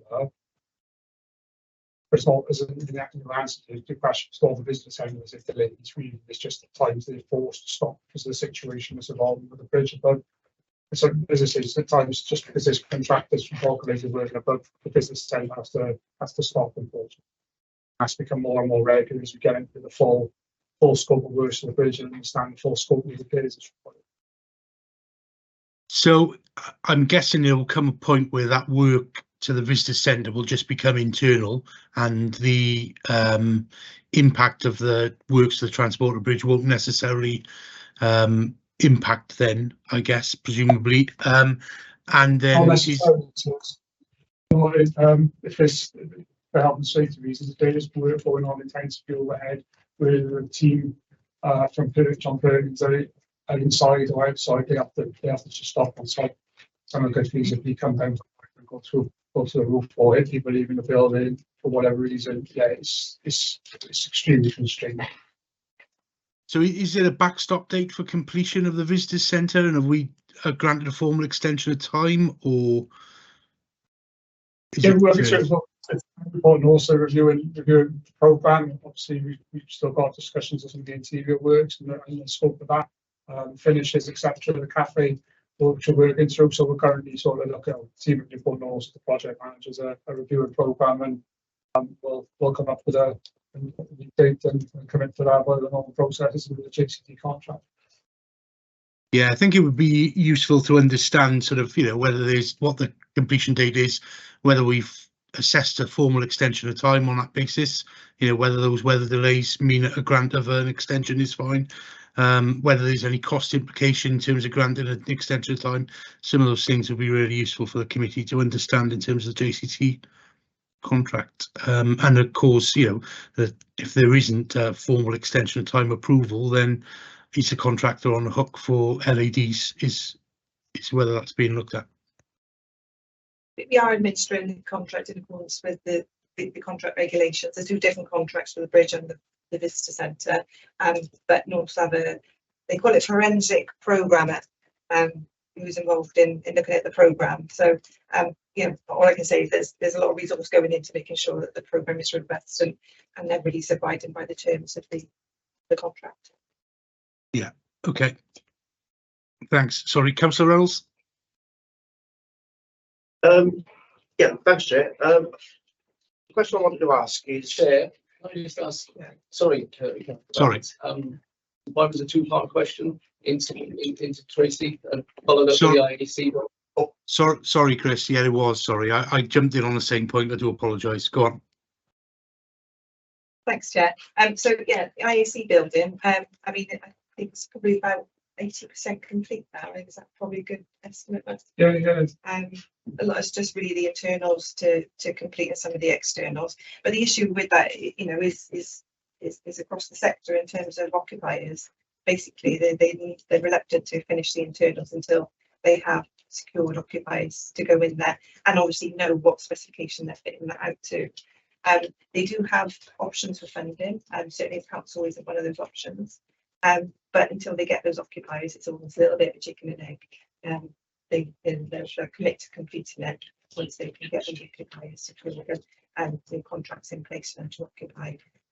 As we know, the office market in particular is very challenging at the moment post-COVID. We all work in a very different way. So some of the leaseholders or the interest they had before COVID, they're no longer requiring the same amount of space. So the developers looking at his options. So we're not at the table to discuss any further funding for that. There's no impact on the council, irrespective of what they do. No, we're in it for as much as we're in it now, but we're not discussing currently any additional support for them. Yeah, can I just add a question to that? What percentage occupancy are we looking at before they'll complete the works? It depends on the sort of rent and the yields that you get. That's what clash with as well. So those people don't want to take big bits of space. The way that they approach the first stage of the project is to absolutely get the interiors all over the plan. So to get the land deals and the deals which pay more with rent and deals they want to have security of all the things that they are not. That's where effectively we instate all the walls and things that they took out. The project. It's a commercial decision, isn't it? Because obviously once they get occupation, they can start to repay loans and things like that. So they don't want to trigger that. But my point is, at what point are we looking at? Are we looking at they want a 70% commitment of businesses to go in there? Do they want a 90% commitment? Do they want a 50% commitment? Because at the moment, what I'm hearing is that we have no clue whatsoever as to what's happening on that building. I disagree with that. I think we do have a clue. We understand the position of the developer. It is a commercial decision for them as to at what point they take the plunge and complete the rest of the building, because that then triggers the repayment of loans and things like that. And obviously, I'm not party to the exact percentage. All we know from the very sort of very strategic assessment is that they haven't triggered their payback, and we understand why they're doing it. So they're looking at what their options are. Do we have a view as to what? Has anybody looked at it? Has there been much interest post-COVID? Yeah, they did have some commitments prior to COVID, obviously. For the back quite significant is the cost of the pandemic. The workforce adapted and just very much not hybrid. We're working with businesses often tend to be employ 100 staff, who really want 30 at max in the office anyway. Times you can see the production space requirements and what businesses has changed significantly. We're building this adapted to accommodate the 100 people model. This is only one payment to accommodate 30 people. Just a situation for the building built for the realtors. Do we have any view as to a timeline as when that there could be some businesses moving in there? Sometimes no, we do have regular, the same developer that is responsible for Charterstown, so we do have regular dialogue with them, and that's their position. So just picking up on the same point, if I can. So have they effectively taken a significant loan from the council and not paid anything back until they occupy that building? So just effectively sat on council money doing nothing, and they're under no obligation to continue and finish it and let it and not pay us back. So they could never pay us that money back if they don't let the building. So it's a matter for public record that the council entered into a loan agreement. Yeah, I know that. Yeah. And the agreement is that following completion, they will start to repay the loan.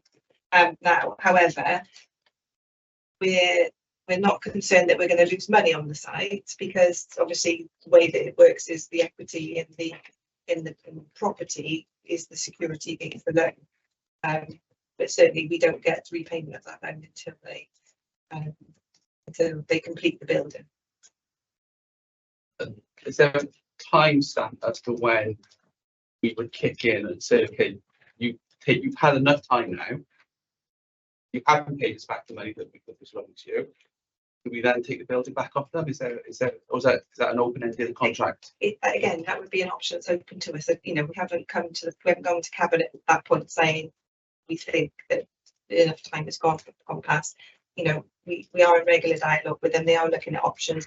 We know that there's funding on the table has been offered by Capital Region through their sites and premises fund. So funding isn't the issue, it's the occupiers. And I suppose at what point as a council do we make the decision that they haven't tried hard enough, or be that they've had long enough to occupy it. So obviously part of our role is supporting businesses and supporting developers, and it's a really brave decision to pull the rug on somebody who is trying to find occupiers and bring that building back into use. So I don't think we're at that point yet, but when we are at that point, we will obviously bring that back for their consideration and instruction. That's not something I'm going to make a decision on as an officer.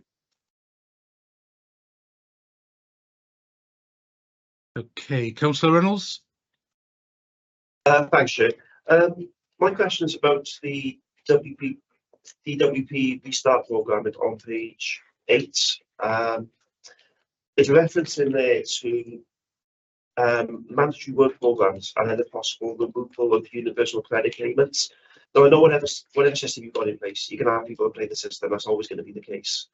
So I totally understand the reasons for this, but I just want to clarify, really, if I can, what contingencies have been made for people who genuinely find it difficult to engage in these work programmes, whether it be mental health issues or anxiety, disability, whatever.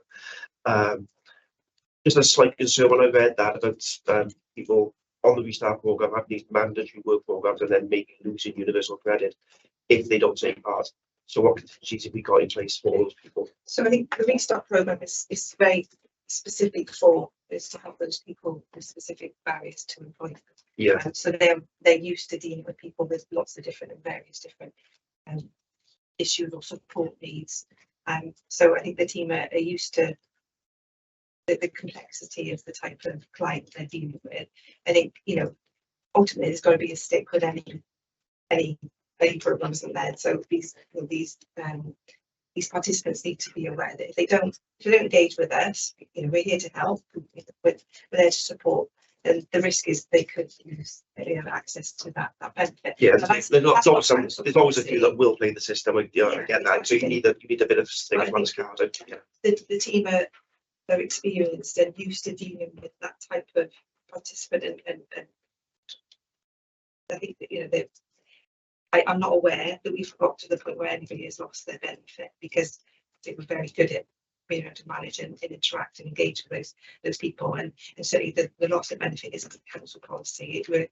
This is a contract which we're administering on behalf of DWP. So I think that's the stick, but we have got there yet because the team are very good in doing what they do to support and help these people. But there are some people out there who are very determined not to work with the system, but we're doing our very best to work with them. No, you're working with the range of the partners and support where necessary with the specialist skills, because these are very specialist skills, aren't they? So it's one of a number of different programs that all feed in interchange with each other. Yeah. So, there's help out there for people. And the emphasis is very much on support before you get to that stage.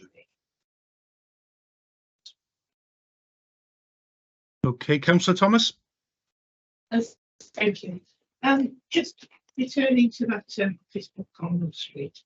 I fully, I fully understand that this is a commercial operation, being run by a private company for their gain, and they would never have gone into this if they didn't, intend to make a profit out of it at some stage. But it's just while this drags on, what I have noticed down there, I was absolutely astonished that at no point did they ever seem to notice the fact that the ground there is absolutely covered and being swallowed up by Japanese knotweed. Is there anything, because ultimately this is to the disadvantage of the whole area down there. We've got a highly contagious plant which has to be, which I think is notifiable, isn't it, in certain circumstances. Cannot be just got rid of. You can't just put it in your garden waste and all the rest of it. And if it's just going on, creeping steadily, and throttling the area, is there anything in law that we can do to get them to address this? Because we're looking. I think if private householders get in their gardens, or any householder get in their gardens, you're looking £5 to 10, possibly £10,000 to clear it. So they're actually, taking. Well, it's a threat to the area. Not within. No, we will. Can we think about doing something about it? Go, Reece. Yeah. Yeah. Again, we're a bit off message with their 6 month review here, but I will take that back to the environment. Thank you very much. And there is another point to, and a second point, please, Chair. This morning I was looking at something to do with something completely different and found myself on the website of the Holiday Inn. And I was quite upset because I thought I'll click on other attractions in the area.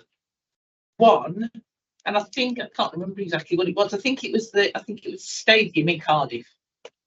Now, as I see this as absolutely key to the future development of Newport and positive reputation, that we really do have a strong push that businesses such as that should have a full range of the facilities. And I mean, I know, to me, see, it's no good saying, well, we'll wait till the cultural strategy comes out or the rest of it. We need to be doing this now. So, I mean, it's just a plea, really. Can we put together an information pack of every interesting thing that we're aware of at the moment, and there's still plenty at the moment, that we can put out, and perhaps whatever department is responsible for perhaps the tourism aspects of things, they could just be sent a courtesy pack and encouraged to stick these on the website, because I haven't looked and seen what's on Celtic Manor's website, for example.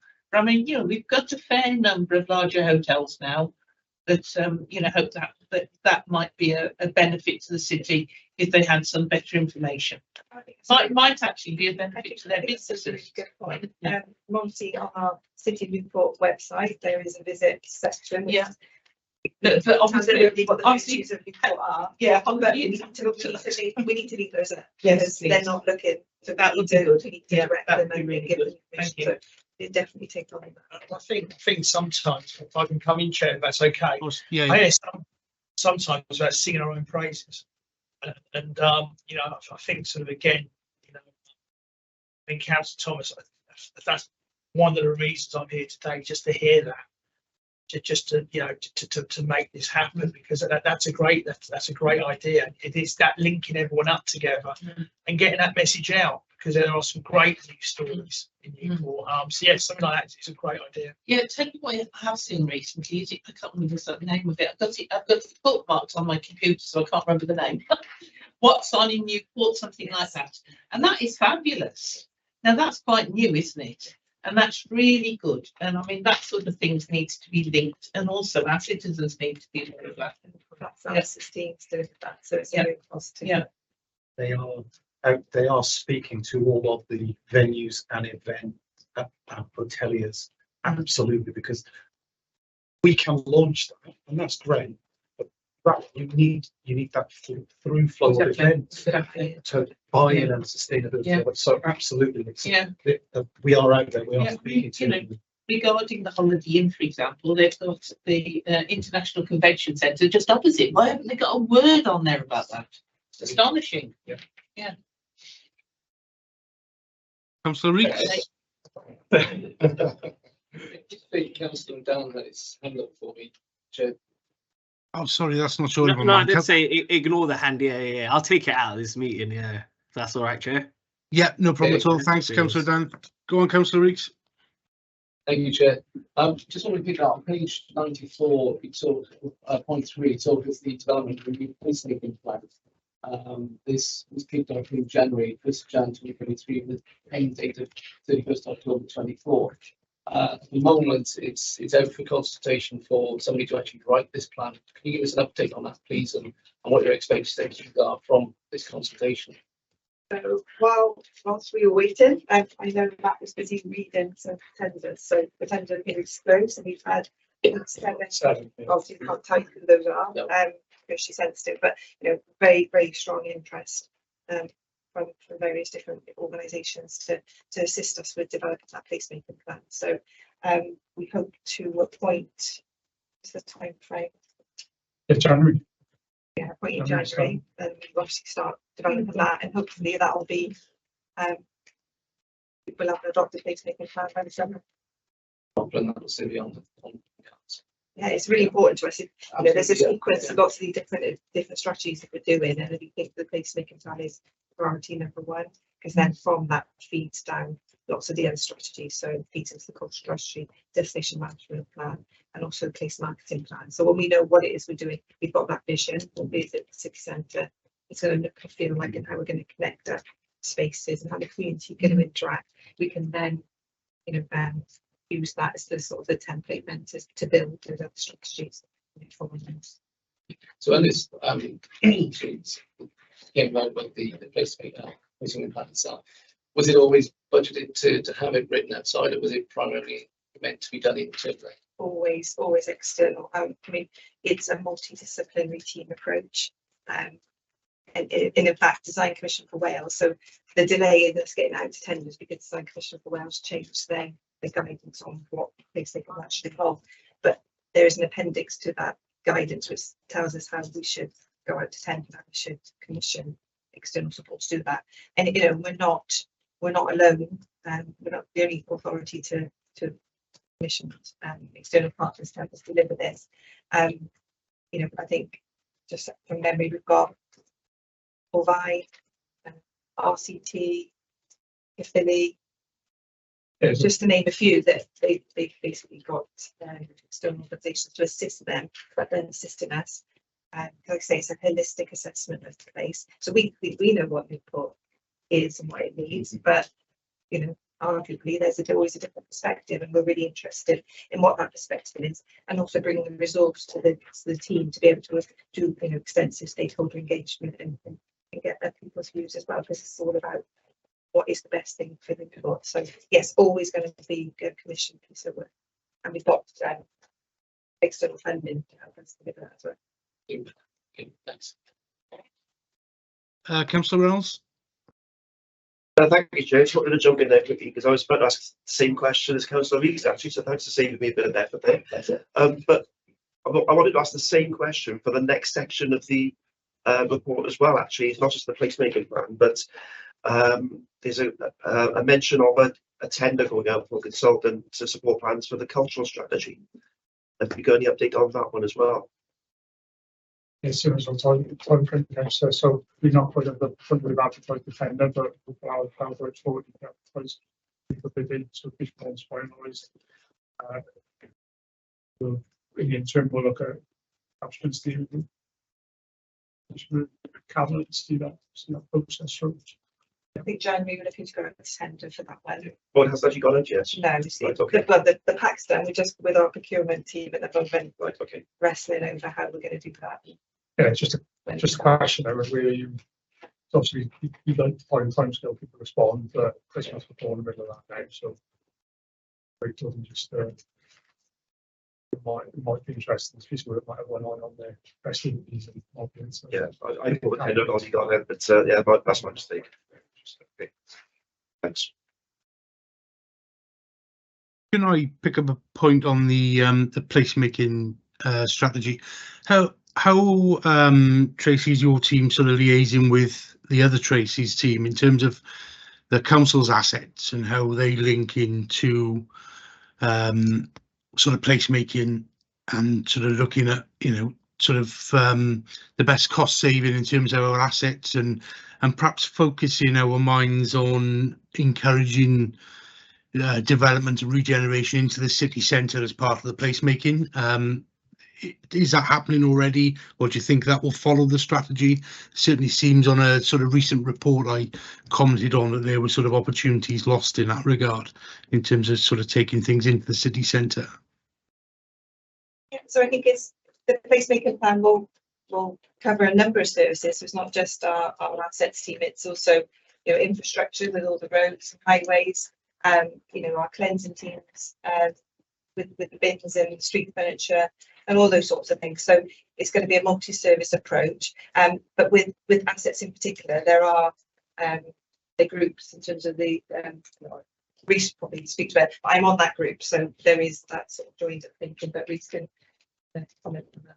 Yeah, no, happy to comment on that. So we've got what started off its life as an asset rationalisation board, which is become more of an asset optimisation board, and that's looking at all the assets we've got across the organisation. In fact, most of it, 50% of the assets we've got at schools. So, you know, it's looking, that isn't so much looking at best use, but that's looking about how we manage our estate better. Commercial industrial estates that we have, which is dotted around, primarily on the outskirts of, not within the city centre.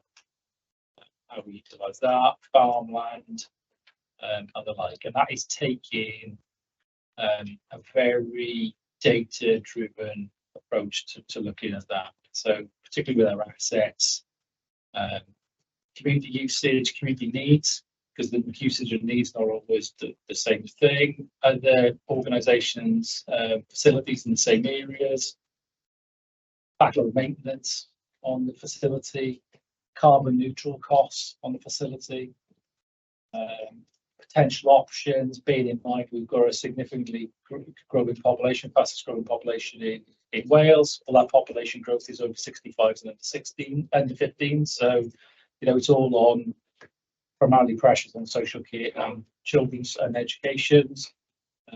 We've got the eliminate agenda to deal with, which is about driving profit out of the child children's services, social services. So it's trying to balance the sort of pressures we've got and the requirements for assets with the need to reduce what we've got, the overall footprint. And also within the corporate plan, we've got a requirement in that around community asset transfer, so looking at how we can drive some of that up as well. So it's a really in-depth piece of work, and possibly something, Chair, you might want to stick on, as that falls into your remit with this committee, something you might want to stick on the committee's work programme going into March, April time. Yeah, sure. I guess that's the update on the sort of rationalisation stuff, if that's the right word.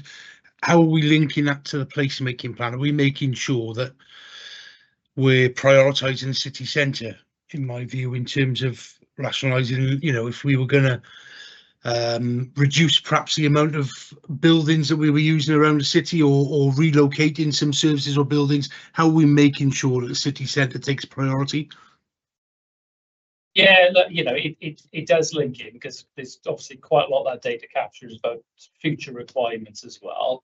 We haven't got, you know, anything really in the city centre that's within our ownership. So that isn't, you know, from a, we've got things subject to long leases, yeah, but it's like 250 units, so they're not anything, you know, whilst I expect to be around for a little bit longer. I don't think any of us are still going to be here at that point, but you know, there's nothing really within the city centre at the moment that would fall into that scope. Now, part of this work obviously has got to be about future requirements. So is potentially, I'd only say this now that Myron is no longer in the room, you know, potential acquisitions as we move into the future as well, because we'll have different requirements. So, you know, as you know, because it's been subject to a cabinet report, you know, we've been looking at what we do with this building, for instance, for the last 18 months, and you know, that's got to be part of it as well. So, but just to reassure the committee, you know, it's cross organisation, working with external partners, really data-driven approach to what we do with our current asset base and any future requirements as well, because it is significant.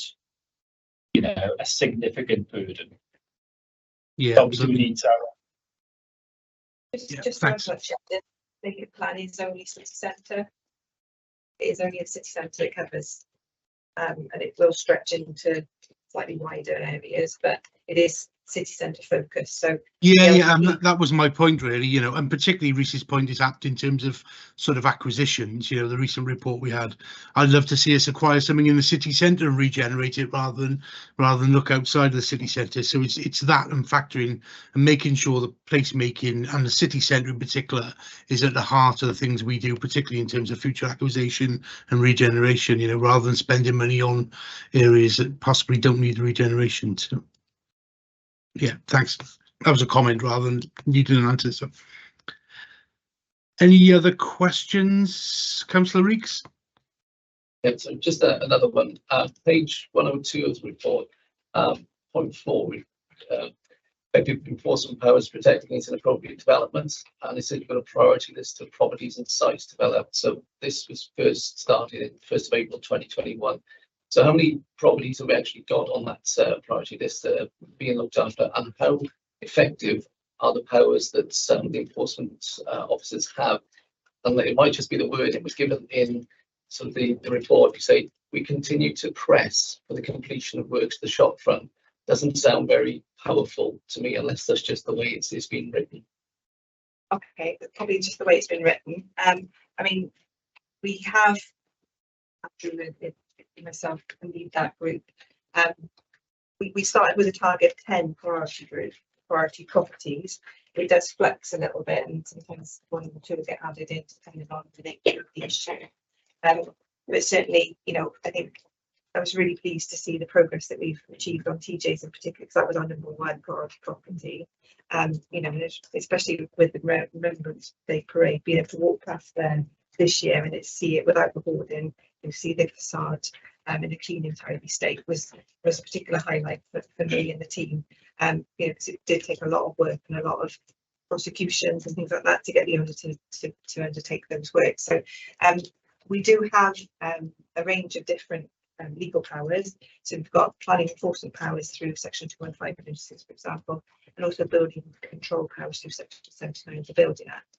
So we are able to issue notices, undertake works in default, and also enforce sales to recover our money. So if you remember, the last time we came to see yourselves, we've done that in respect of 153 Commercial Road, and we'd actually enforced the sales in the local ownership. So we do use those powers. I think we share a common frustration that those do take time to progress and to be able to actually achieve an outcome. Especially with planning powers, for example, there's always, you know, the ability to apply for plan permission to slow the process down. So once they've actively engaged with us and say, actually, we're going to do this with this building, we have to see how that process goes before we can issue prosecutions and things like that. Because what experience shows us is that as soon as we go to a magistrate's court or wherever, the first thing they say to us, well, we are talking to the local authority, we've got an application in. The judge says, oh, okay, will come back to us, not wasting our time until that's exhausted. It's only at the point where we can evidence to the magistrate or judge that they're not engaged with us, they're not doing it proactive to improve the appearance of the properties, that we see any benefit. And certainly TJ's was one of those examples. We had gone to court, but the judge was given a longer to actually make a start and do the works, and it worked because they actually ended up completing that property. But you know, I think from our perspective, we probably share the same frustration you, that it's just not quick enough. Yeah. But we do use powers and we do engage with other service areas, for example, public protection, to use their powers of sort of clearing land as well. Because it's really important for us to be able to take those actions, get that charge on the land, and then to try and enforce the sale, because the people that own these properties are clearly not got any connection to anything with them. So we need to try and put those into different ownership with hope that something else takes these forward. So you know, I think we've made some really good progress in the last 6 months, really positive progress. You know, there's notices have been authorised for former drill hall, I think it's Lower Dock Street, and we've got a planning application in there as well following that. So we're engaging with the owners. Listed building at the Maltons, urgent repairs notice has been drafted for that. I think it's been drafted and issued. It's been served. Yeah. I think it was a couple of weeks ago. So I think, you know, as a whole, we are making progress, and albeit I think we'd be the first to say it's slow, but we are behind the scenes continually pushing. I'll just clarify, we say with Maltons, since the last time we were in urgent action to take them back the cable length was collapsing. Is that now happened? Have they actually carried out that work? And what was the conservation officer's survey suggesting? Said that in Maltons. So with regards to the Maltons, the urgent works notice requires the works specified to be undertaken. I think it's by the 6th of January off the top of my head. So it hasn't been done now. It's about removing vegetation in the first instance. And there are certain steps that we have specified what needs to be done to make it safe. I can't remember off the top of my head whether it did include scaffolding as well. So we're pushing for them. We've given the applicant time to undertake those works. And if not, we've got powers then to step in if needs be to undertake those works ourselves, charging them and to recoup the cost.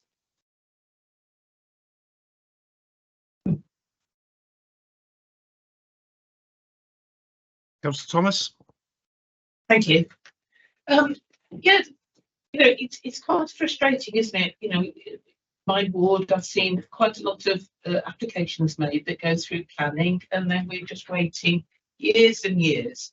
The owners take no action, and these buildings are just getting further dilapidation. And any benefit, you know, they would have made their case to the planning committee of all this enormous benefit that it's going to bring to the area, and then they do nothing. I mean, is there any hope of any sort of legislation about it being brought in, or is this something that we could introduce as a council to say you have to complete this work that you've been authorised to carry out within a certain amount of time, say 2 years or something like this, or you lose everything? Yeah, I think completion notices is effectively what you're referring to. There's sort of been bandies around for a number of years in planning, haven't they, Andrew? You know, because we all like to give permission to expect, there's expectation that we see the development take place, but for a variety of different reasons, the developer or the landowner chooses not to do it. So I think completion notices would be a really good tool. Fairly controversial, perhaps. It would give us some options, wouldn't it, rather than just sitting there waiting for an area to get to decline because of you know, various kind of decisions that people are making, which are not very community based. I think the other thing that we often talk in the team about is similar to the way you've got a premium for empty residential. Yes. We would, as a team, would love to see that the legislation for empty commercial. It's So we quite would nice take one as well. I think that's that's Yeah. a really But good what's mechanism. needed to bring that in? It's How do we make legislation, that happen? isn't it? So where does it have to come from? Welsh government, national government? The only obligation on accounts is to collect commercial rates from retaining their aspect of essential part. So if you've got any influence, if you could put in a word, that would help us. We've got so many empty properties that you need to make incentivize. There has to be something, doesn't there? To make it. Yeah, we'll talk about put them sticks, to be- sticks earlier on. That's one area that's needed. Yes, thank you. Thank you. Councillor Horton. Yeah, just two from me. The one is on page 9 of your packet. The International Technology Institute, how are we looking at that? Because obviously that's separate to the Pwyllgor facility, isn't it? Has there been any movement on that? So in respect of the NTI, I think it's safe to say that we've been looking at the opportunities that the investment zone is going to bring. So I mean, a fantastic announcement, a massive benefit to Newport in terms of being identified as an investment zone. And I think the whole concept of the NTI came about understanding what it is and how we can support our employers to bring forward a future skilled workforce. So we've paused more recently just while we were trying to understand how the investment zone opportunity would sort of come about. Yeah, would align, because we were assuming we would need to bid for that, similar we did for the Freeport, but actually it's just been gifted to us, which is fantastic. So now that we've got that designation, we've had an inception meeting with UK government and Welsh government last week. It's important to note that the investment zone is actually delivered through the corporate joint committee, so it won't be Newport putting in the bid. But however, we are, one of those really important partners in terms of making sure that that investment zone does deliver what it needs to deliver for the semiconductor cluster in Newport. But we need to make sure that we've maximised those benefits. And for us, we can see the alignment now with the National Technology Institute in terms of using some of that seed funding that comes with the investment zone to be able to support, some acceleration of that sort of skills development. So we see that as the start of the wider NTI. But certainly it's a really, really fantastic opportunity for us to sort of give that some momentum. Okay, so is there any, so is that what I take it what you're saying there is there's benefit to start building the case ready so that you can lift it off the shelf and say this is what we've done, this is where we would like to allocate some funding towards, please. Absolutely. Here's my cap, put some money in it. It's a fantastic opportunity to sort of, obviously the investment zone is about bringing investors in and supporting and developing and enhancing the semiconductor cluster. But a really important part of that is making sure you've got the skilled workforce to support those new investors. So we see it as hand in hand, and we've got a real, we think is a really good concept to be able to sort of drive that forward. But don't forget, in order to make it attractive, the semiconductor investors and the people that are going to need to attract to the area, we also need facilities that, as human beings, that they would like to see in the city as well. It's almost like things like the cultural plan, the place-making plan. Everything's in this early stage of moment, isn't it? So we still need to make sure they're all hand in glove. I think also what's really key, I think Councillor Horton sort of is going on that, getting it right. Yes. I mean, this is a huge opportunity for Newport, but also the ripple effect out of Newport to further afield. As Councillor Horton has said, sort of it's on the rise, it's getting it right. More opportunity here, which we've been wanting for a while, for a period of time. It sort of comes under our watch to an extent to make sure we get it done correctly. So it's sort of and I think also it's about the building blocks of getting it right. Because how you develop is how it will go forward. So I think that's really key. So it's the pace we go at, but also it's about and again, sort of touching on what Reece said, maybe not the 250 years sort of thing, maybe sort of a little bit less, but it's leaving that legacy as well. You know, it's having that legacy for the people in Newport and the people further afield. So that's why this is so important. The opportunity we've got is to make sure we grab it correctly. Fundamentally, it's about locking the sector here. Yeah. I mean, ultimately, you have got in Newport something which is globally significant. Absolutely. And we have got to really get our paws into them and use all the levers we've got, the policy levers we've got to lock them. So we don't want to rush into that because we could have done. Yeah. I think we had the brief written that we thought, and we were really confident with it, and then things change, and we've got to get this right. So, are you able to work with education in this as well? Because these kids now, we need to be keeping our own, don't we, in the city? We need to be giving them a taste of what this feels like to be engaged with this high-tech specialist sector. Engaging with schools, right to the and root the stream. And isn't that absolutely key, Councillor Thomas? That's absolutely key, and that's where I sort of touched on the future.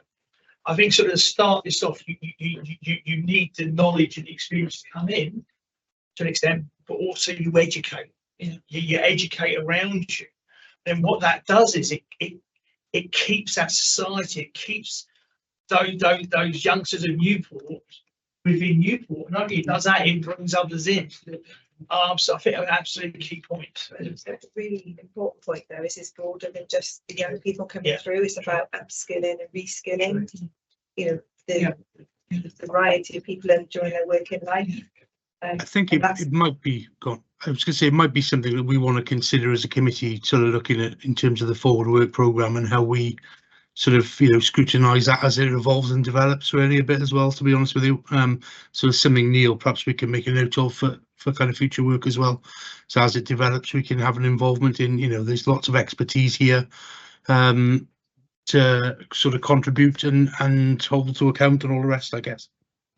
Yeah, yes, Chair, particularly, you know, with this announcement about the Cardiff City capital. I see something. Cardiff capital region. Yeah. Yeah. You know, that was fairly a recent announcement that we're sharing a really big pot of money on that. We perhaps haven't been in a position to discuss or explore that. You know, what opportunities for the area until quite recently. But yeah, that would be a good idea. Yes. Yeah. Where is there linkage with that, with the work that's going to be happening with Colleague Went as well? So it is very much joined up approach.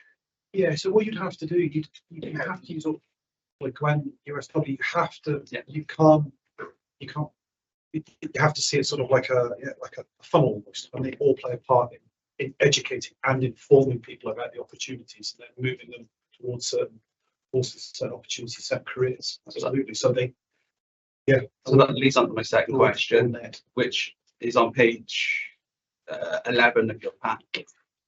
So it's the first point about the development and introduction of new apprentices, trainees, students and graduate scheme. You mentioned in the commentary that there's some postgrad undertaking going on.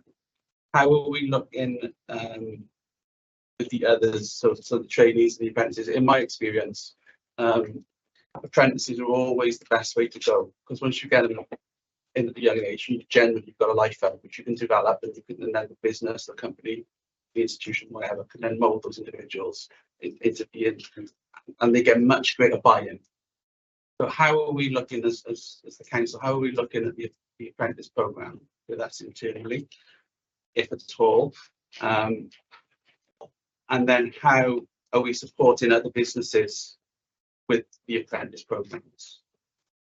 I understand, obviously, when Colleague Went comes online within the city centre, it'll hopefully make access a lot easier, because we'll have an education provider right on our doorstep. I know we have others already, but when you've got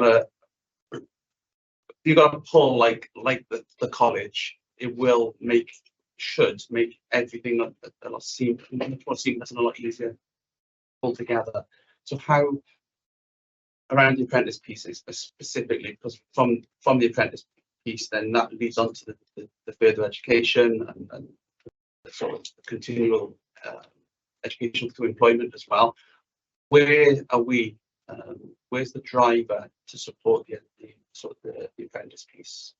So currently the significant driver is the shared prosperity funding, and it's been a fantastic success in terms of, I think it's 21 apprentices we've managed to fund through for the council and across the whole service areas, and to be supported in getting at least 12 to 18 months placement with us and the qualification program. Amazing response. I think it was over 300 people applied those 21 positions, so we can see that there's a lot of interest out there. So I was an apprentice myself. Yeah, so I think we actually had one start. Was it in finance last week?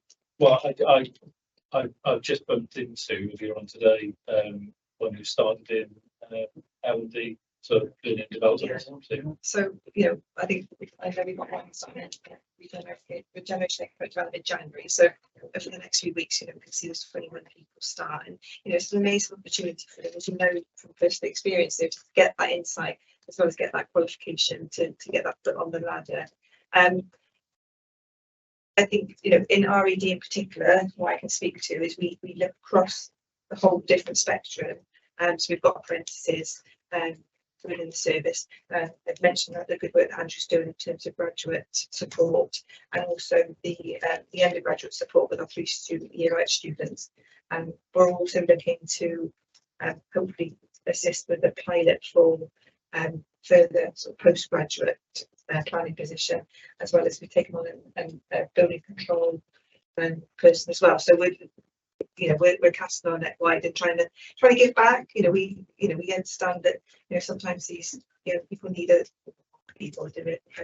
So big up to everybody. But there needs to be something for everybody. Apprenticeship is one route, but there are also people that have gone and done university and graduates or looking to reskill. So we've got something for everybody. Yeah. So in my previous life, I had a master's degree student when I was in steelwork come to me as an apprentice. It was a hired apprentice, but they had no other way of getting it. They had to come in as an apprentice. So it doesn't matter what stage you are in your educational position or life.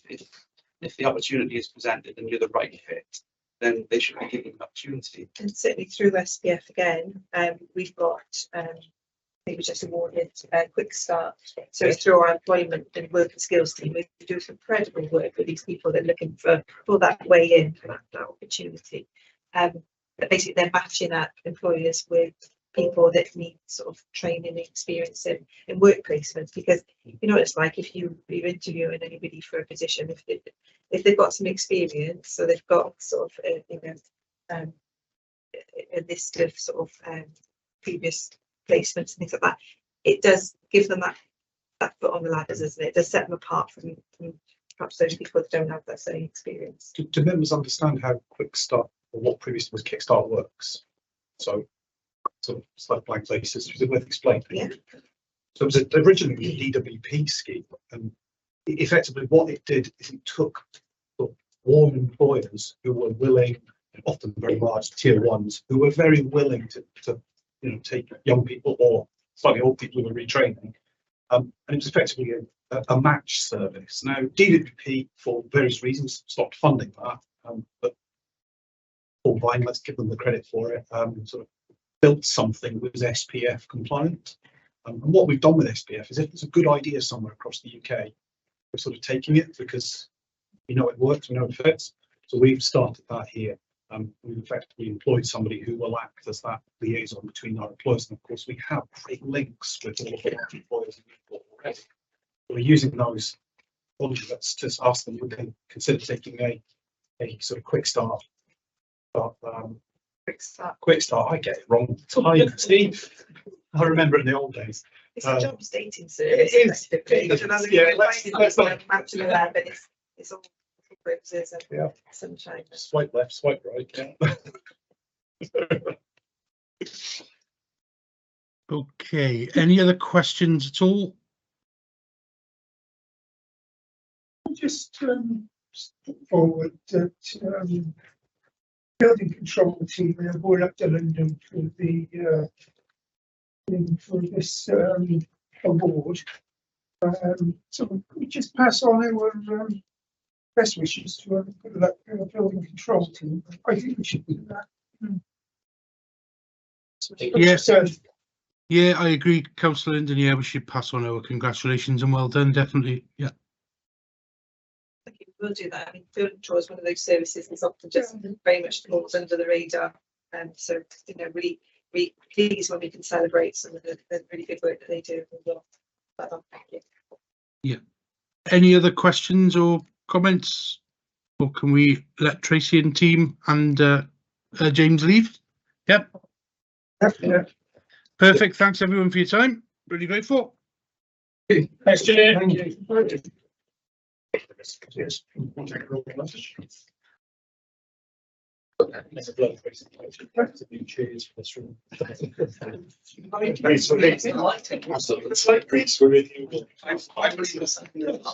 appreciate some keep it in as well. Yeah. Or some cardboard boxes where it'd be done. Just wax on yourself. So, yeah. Yeah, thank you. Okay. Neil, do you want to sort of summarise the actions? Yeah, taking a couple of comments from sport finance. First of all, we're discussing Councillor Thomas's comments about the online services. Do we know the increased rate that people come in to use the website, or do we collect the data of the number of people accessing the services? Myron said he can bring that data back to us. Yeah, really good. I see there's indication that it's increasing as would be hoped. That really there should have been a target around that, shouldn't it? I'm not sure whether you'd like me to include this, but Chair, you discussing about the call wait times, and you suggested having like an emergency number being used, you know, like stuff like highway safety issues. I know Reese advised that if anything was an emergency, and then it goes through the contingencies team. But would you like me to include that as a suggestion as well? Yeah, I don't see the harm in it, to be honest. I also think that you should just include the comment that we think that, you know, current call rates are unacceptable and need improvement, to be honest with you, or call handling rates. Yeah, can I say, I wouldn't suggest that you would make a public number available for emergencies. You know, I mean, the ambulance service just get the most ridiculous calls that people think are an emergency. It's just a complete waste of everybody's time. Really, there is so the general public can be, you know, very unaware of how stupid some of the requests are. So yeah. As a general consensus committee, would you like me to include this or not? No. No. You know, I think we can make a request about the waiting time. Yes. But yeah, I'm fine if there's no consensus for that. That's fine, no problem at all. Would be my concern. I would have hesitation. I'm with you on that, Kate, to be honest. Yeah. Like I say about there was concern about the current call waiting times, and we do see improvement as time goes on. Councillor Reynolds' comment about it is reassuring to hear the amount of help and engagement we use to help those who struggle to pay the council tax. Councillor Hoods made comment about you would like to know what the update is for there's 12-month free council tax payments. Is there much uptake? Would you like me to include that as a previous figures on? Yeah, it is on pick. But in all honesty, how much? And I don't mean this. When I do look at my council, yeah, you look at the number. You look at the bottom corner. You go, oh my god, I got to pay this every day. Well, you don't. I don't pay attention to the change in the direct debit or looking at that side of it. I wonder, Chair, if we can make a suggestion here that that bit of information about that facility being available is added to information which the council must have. I mean, there is a department, or there are people giving out this information, aren't they, for people hit by the cost of living crisis. And I think the issue here is that when somebody sets up a new direct debit, it offers you to pay over 10 or 12 months. If you're an existing direct debit customer, as sort of Councillor Horton says, you'd have no reason to go into the computer system and revisit your payment plan. So I think the recommendation is they publish that option to existing direct debit holders as well, because it's probably fairly clear for new. And I know when I moved house a couple of years ago, it was clear and I now pay by 12 months. But I suspect those that are on plans over the long term probably don't know. So I would say our recommendation should be to publish it to, you know, on the bills that go out in March, ready for April. I don't know what everyone thinks, but that's what I think the recommendation would be. That's what they were saying. But my point is how much attention do we actually pay when we look at it and we look at the payment instructions, because we're already doing it. So would it be, could they or should they, like I said, make that facility a little bit more noticed? As could they put a little flyer in there, a little leaflet in there? Yeah, that's what I'm suggesting. Yeah, advertise it with a bill, definitely, like a proper flyer in there. Absolutely, yeah. Or just print it in bold or something, because the other day, it wouldn't cost that much. It's about a 20% reduction each month. Yeah, exactly. Yeah. Yeah. You still pay the same, but in your head, you're paying less, aren't you? Yeah, let's make a recommendation that they advertise it very prominently in the next council tax bills. Is there any further comments, recommendations you'd like me to leave in relation to finance? No, I don't think so. I didn't manage to take anything for law and standards. There's nothing really which was jumping out. If there are any comments, recommendations the committee would like me to leave open, I think that's very part. I know, I'm aware through licensing they've got a real problem with the recruitment of licensing solicitors, and we're using somebody at the moment who is actually based in Yorkshire and can only ever appear online. Which I feel, you know, we should have people actually in the room. So I know that this is a problem. So I'm really very impressed the way that they've created this apprenticeship role. People studying law used to have to do articles to become the fully blown solicitor, and apparently for some years now, law firms have been very reluctant to take people off for articles. They want to take them fully recruited. They don't want to have to do the training themselves. So I think if we can offer this opportunity to people, then I think that's great. And I think the chances are that they will stay with the council here, at least for a few years. What are your thoughts, Chair, on electoral reform and voter ID? Or do we be persuading them that they need to keep the public informed fully? They brought up this 24 different forms of ID you could take when it's required. So do we need to ensure that they, you know, get this message out to the general public well in advance? Yeah, they did say it was going out, didn't they, in the new year, I think, but yeah. They've got a member of staff whose name I ought to remember, but I've forgotten, and she's going around visiting groups. She's got involved with the Newport Access group. She's spoken to the 50+ group about people registering to vote. So she's out there making contact, particularly with hard to reach groups who might not be aware of what's going on. What you could do, Councillor Reeks, is we could ask for a timeline of the sort of actions they propose to take to make people aware. So similar to the timeline we asked the LDP to tell us in terms of their consultation and everything else. So we could ask for a timeline of what that looks like and what will go out when. Yeah. Try and say that fast. Yes. It's good. That's a massive one of them. I think Reese has.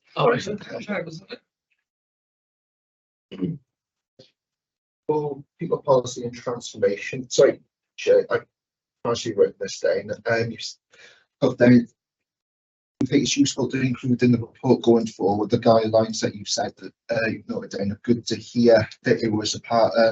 Kevin Howells was talking about joint into Councillor Reynolds' comment about the terminology used in the sickness policy. Yeah, so it was the triggers so basically they're updating the sickness policy, but it's not in the action plan, so they said that they would include it. So I think they need to include in the work programme the work that they're doing on the review of the sickness policy.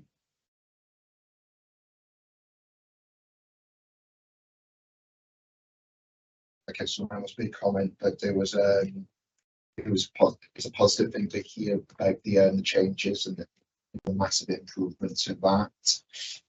Councillor Reid's made a comment about the corporate website about the inclusion and the user testing. Was there any idea of the demographics used for the testing, like age ranges, see how it's on the testing community as a whole? Janice said she hasn't got the numbers, but they try to be as diverse as possible, like use the youth service 50+.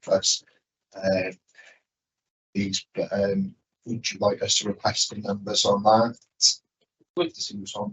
Could we, or are we able to get the sort of diversity of it as well? I think obviously if we're looking, if we've got, and I don't, if we've got 50 like white people, or then we're not going to have the same level of interaction as it with a mixed cultural approach. So some numbers and a bit of a background on it. Yeah. Because you may find there's more difficulty in some of the people's English their second or third. You would expect it. It's their second or third language.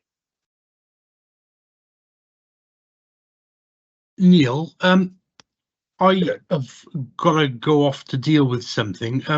Would I be able to pass the chair of just these last bits over to Councillor Reeks if he doesn't mind, just to finish off these last action points, and then hopefully we can pick up the forward work programme later on. Would that be all right, Chris?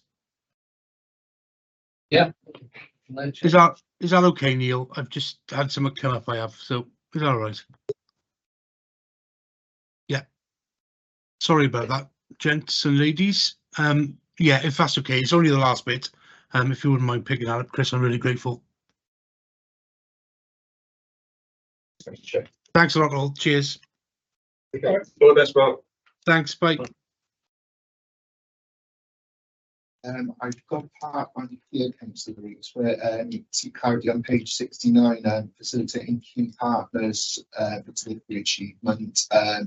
It was said the answer appeared to be copied and pasted on another action. Yeah, which they confirmed. That's right, yeah. Yeah, John confirming different answer to make sure that's changed. Tracy said she can send some more information over about the Prosperity Fund. Mentioned that the funding was different every time. The first year was Home Office, the other was 50. Not to say about the Prosperity Fund. It's less than it's ever been. It's only 40 grand this year, and it's we've got a grant for it from the Shared Prosperity people. In the past, we have to put half in. Health Board contributed half, and we contributed half. And I can't remember how much it was, but it's a lot more, wasn't it? More like 150,000 or maybe 200,000 before. Would you like me to leave that one out then? Well, I think there's actually a lot of information doing the rounds about that anyway, because they're keen that all of these community groups know about it, so that if anybody's got any projects conceivably to do with dementia or Alzheimer's, that they put in a bid for it. This is all to do with the participatory. Yeah. Was there anything else that you'd like me to include for that service area? So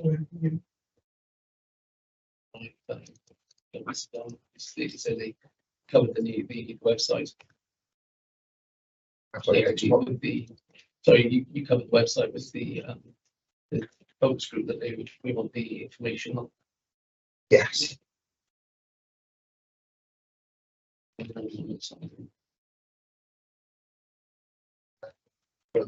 On the regeneration service plan, the chair said it was useful to understand what the completion date is on the transport, the Bridge Visitor Centre. That sounds like It's now. I just really couldn't get my head around this. So they've got two projects there being conducted effectively by two different teams of contractors. And if, when they're working on the bridge, the sensors trigger some dangerous thing which might presumably precipitate bits flying off and landing on the visitor centre, then everybody goes home. Now, am I the only, did it occur to anybody else? It might be easier to just do it in two halves, because if bits did start falling off the bridge and they smash through the roof on your brand new visitor centre, which is nearly being finished, hypothetically. It's not going into consideration. Yeah, I'm sure they will look at that. It's a long-term project. They've got to get on with, and there's areas that they can work on whilst they're working. I mean, they put the structure in place. Whilst they're doing stuff. Too close to the bridge. I mean, it just sounds really risky. This does. All that money. What is it? Biggest ever grant that the Heritage Trustee has given out, and they're making contingencies for bits flying off and smashing the roof. Which could happen at any point. But that's right. It's a risk assessment. It might never happen. Yeah. But it's good to know they've got the procedures in place. Yeah. But everything. Yeah. But under any circumstances, everybody stops work. Yeah. Well, it has to be clear the site. Insurance people. I just want to see. But what is interesting is they don't prevent traffic from driving past. Yeah, that's true. No roads closed. Yeah, no road closed. There's no getting from dogs home because that's right next door. Yeah, there's a lot of work going on over there. And over the buildings around there. Might be worth a challenge. What's happening just on a safety perspective? What's happening with the other buildings that are in that area? In the vicinity. And vehicles. Can we let us know this? It wasn't mentioned in the meeting, was it? This is meant to be a summary of what was said. Yeah, it's not. So we can't start picking up new stuff now, can we? But what they did, they clarified when work starts and stops, because they're already, what we pulled up is the fact that this is not overrun. Well, I understand what you said. One thing is this we're now discussing new items that wasn't mentioned during the meeting. So we can't start adding new things now, can we? I don't think, but it's not. It's a clarification. They've told us why they will stop work, and we've genuinely raised the concern. Well, if it's that whatever could fly up could hit the surrounding buildings, are they being looked after as well? Yeah, that would be my concern. It's an 8.75 million project. I'm not saying you're wrong. I'm just saying it should be said in the meeting. The council was putting some of that in as well, I'm sure.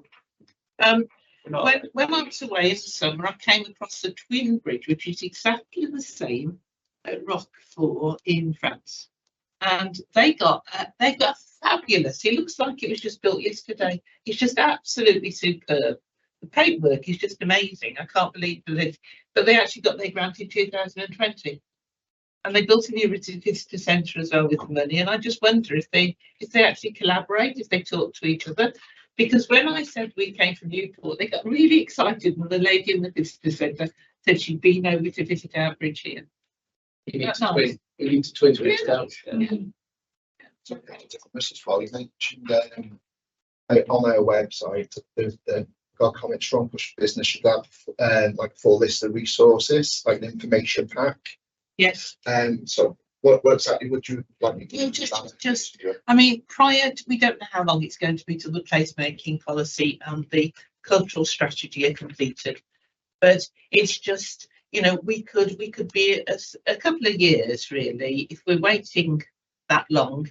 I just want the council to engage with all these outside places like the larger hotels and facilities in the area, to encourage them to put these amenities and attractions which are in Newport on their websites.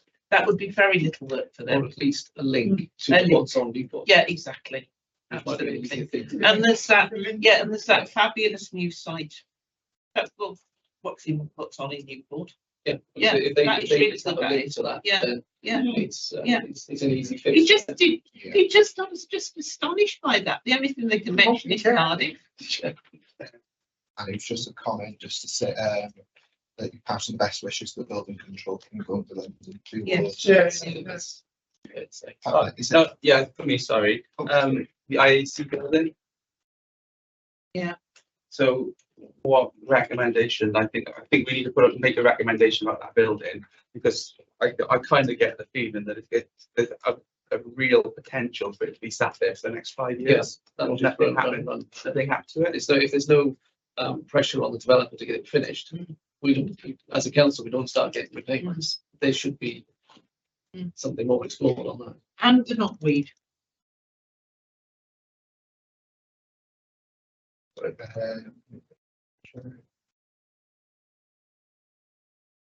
Ironically, that knotweed there probably blew over from the railway track, which is so close, because railway tracks have a huge problem with knotweed. But there was legislation brought in which all bits of railway track have to be treated twice for knotweed. But it won't apply to the land which has subsequently been infected by the knotweed.